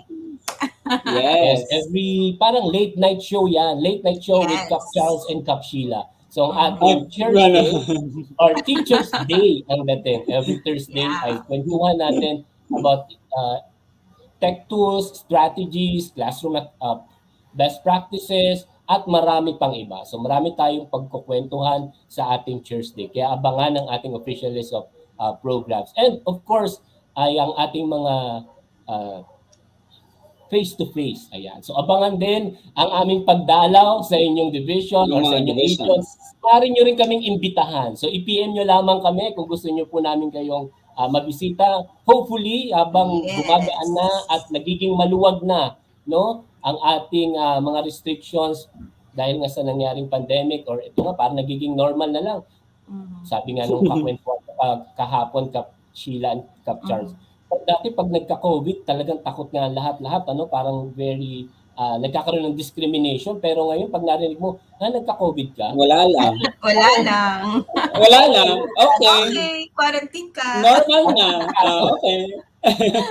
Ayan, so nakita natin ang talagang pagbabayanihan din at pagtutulungan natin. And of course, yung disiplina ng bawat isa. At itong ating naging topic ngayong araw ay very relevant and timely dahil na rin tayo mga teachers ay gamit na gamit natin ang mga tech tools at talagang maging mapanuri, maging mapagmatsyag at maging role model. Sabi nga ni Kap tuloy, Ma'am Isang. Ngayon, Miss Isang, naging Kap Isang tuloy. na talagang na-share niya, one of the important skills din natin as adult is to be a role model sa mga kabataan at sa family. We really need to take effort and take steps, no, na tayo ay tinitingnan ng mga bata, ng mga kabataan. As an adult, kailangan natin mag-practice or i-practice din natin how we behave in social media. Yung mga pinupost natin, ito ba pag nakita ng anak ko o pag nakita ng magiging apo ko ay matutuwa sila? Or may pagmamalaki ba nila ako? Something like that. It is something na kailangan natin as we post, we reflect and we really need to, kanina na, naging cliche na, think before you click. And again, Yes. yung mga na-share ni Sir Mark C. na very real life stories, na mga na-scam, na love scam ni attorney, ay wag natin ipagwalang bahala. Dahil marami nang nasira o na mga buhay na nasira o mga pamilya na nasira dahil na rin sa mga scammers at mga dahil na rin sa, of course, alam mo yon yung binuo mong pangarap biglang nawala, isang bula dahil lang sa kagagawan ng mga mapagsamantala. Kaya sa ating mga Microsoft natin, mga kapatid natin at ating mga, lalo na sa ating mga kaguruan, think smart at maging maingat po palagi. And of course, sa ating mga learners, ang ating pong muli ang ating DepEd EdTech at ang ating mga webinars ay para rin po sa inyo. Kaya at sa inyong ating mga learners, kaya tayo merong safety ay Internet Day or Safe Internet Day natin, ito ay para sa inyo, for our children, na matutuhan din nila maging isang digital citizen. At alam ko yan, Kap Sheila, Kap Charles, part na yan ng ating curriculum, part na yan ng pag-aaral nila ang isang pagiging digital citizen. Lagi lang nating nire-reiterate dahil nga may mga iba pa rin at marami pa rin na nabibiktima at nagiging minsan nagiging partner pa or nagiging part pa ng isang cybercrime. Kaya sa ating mga learners, ingat-ingat lang din. Alright, so muli po sa atin on behalf ng ating DepEd EdTech, congratulations sa ating mga teachers sa inyong pagtambay sa ating TechTalks session ngayong hapon. Ngayong Sabado, pero pinaunlakan nyo pa rin kami at pinagbigyan nyo kami. At sa hindi naman, wag mag-alala, ay meron tayong tinatawag na team replay. So God bless everyone, stay safe, and take care always po. Always. Thank you. Keep safe, everyone. See you Ayan, again. maraming salamat. Yeah. Mark Anthony. Ay, Kap Charles tuloy, Kap Madge. Yes, Mark Anthony at Jamisal, our project head for the Microsoft Education, and of course, the Senior Education Technology Specialist ng EdTech Unit. Ayan. Ito po kami. And yours truly, I'm Kap Sheila, your EdTech Specialist for Microsoft. So see you again on our Thursday and our next session of Tech Talk. At ito rin si Robin Charles Ramos, isang EdTech Specialist ninyo for Microsoft Education. Make this a Saturday habit every month, mga ka-Tech Talk. Ayan. Ayun. Maraming salamat. Saturday habit and also Saturday, si Kapbay pa. Kapbay. Hello, Kapbay. Ayan, Hi, yung mga Kapbay. yung nag-a-assist po sa inyo sa ating social comment media. section. Yes. Comment Maraming section. salamat, Ayan, everyone. Thank you. Thank you. Maraming salamat.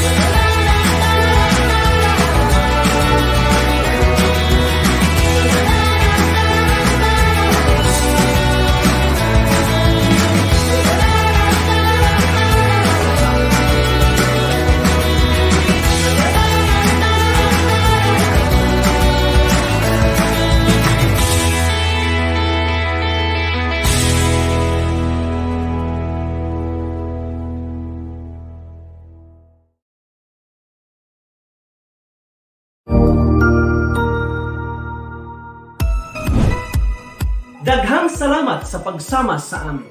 Isa na namang makabuluhan at punong-puno ng kaalaman na talakayan ng ating mga Microsoft Education Experts tungkol sa epektibong paggamit ng teknolohiya para sa edukasyon. Sana ay marami tayong natutuhan sa araw na ito para sa ikauunlad ng ating mga sarili. Kaya ipagpatuloy lang ang pagsubaybay sa ating mga talakayan sa mga susunod nating My TechTalk webinar or training sessions for teachers and students. Dahil lamang ang may alam. Tama, Sir Glenny. At huwag kalimutang mag-like at subscribe sa ating DepEd EdTech Unit FB page and YouTube channel. Napapanood ito ng live sa DepEd Tayo at DepEd Philippines social media accounts. Sa hindi nakaabot, huwag mag-alala dahil recorded ang mga webinar session nito na pwedeng balik-balikan 24/7. I-share mo na ang good vibes ng My TechTalk webinar. Kita-kits tayo sa susunod!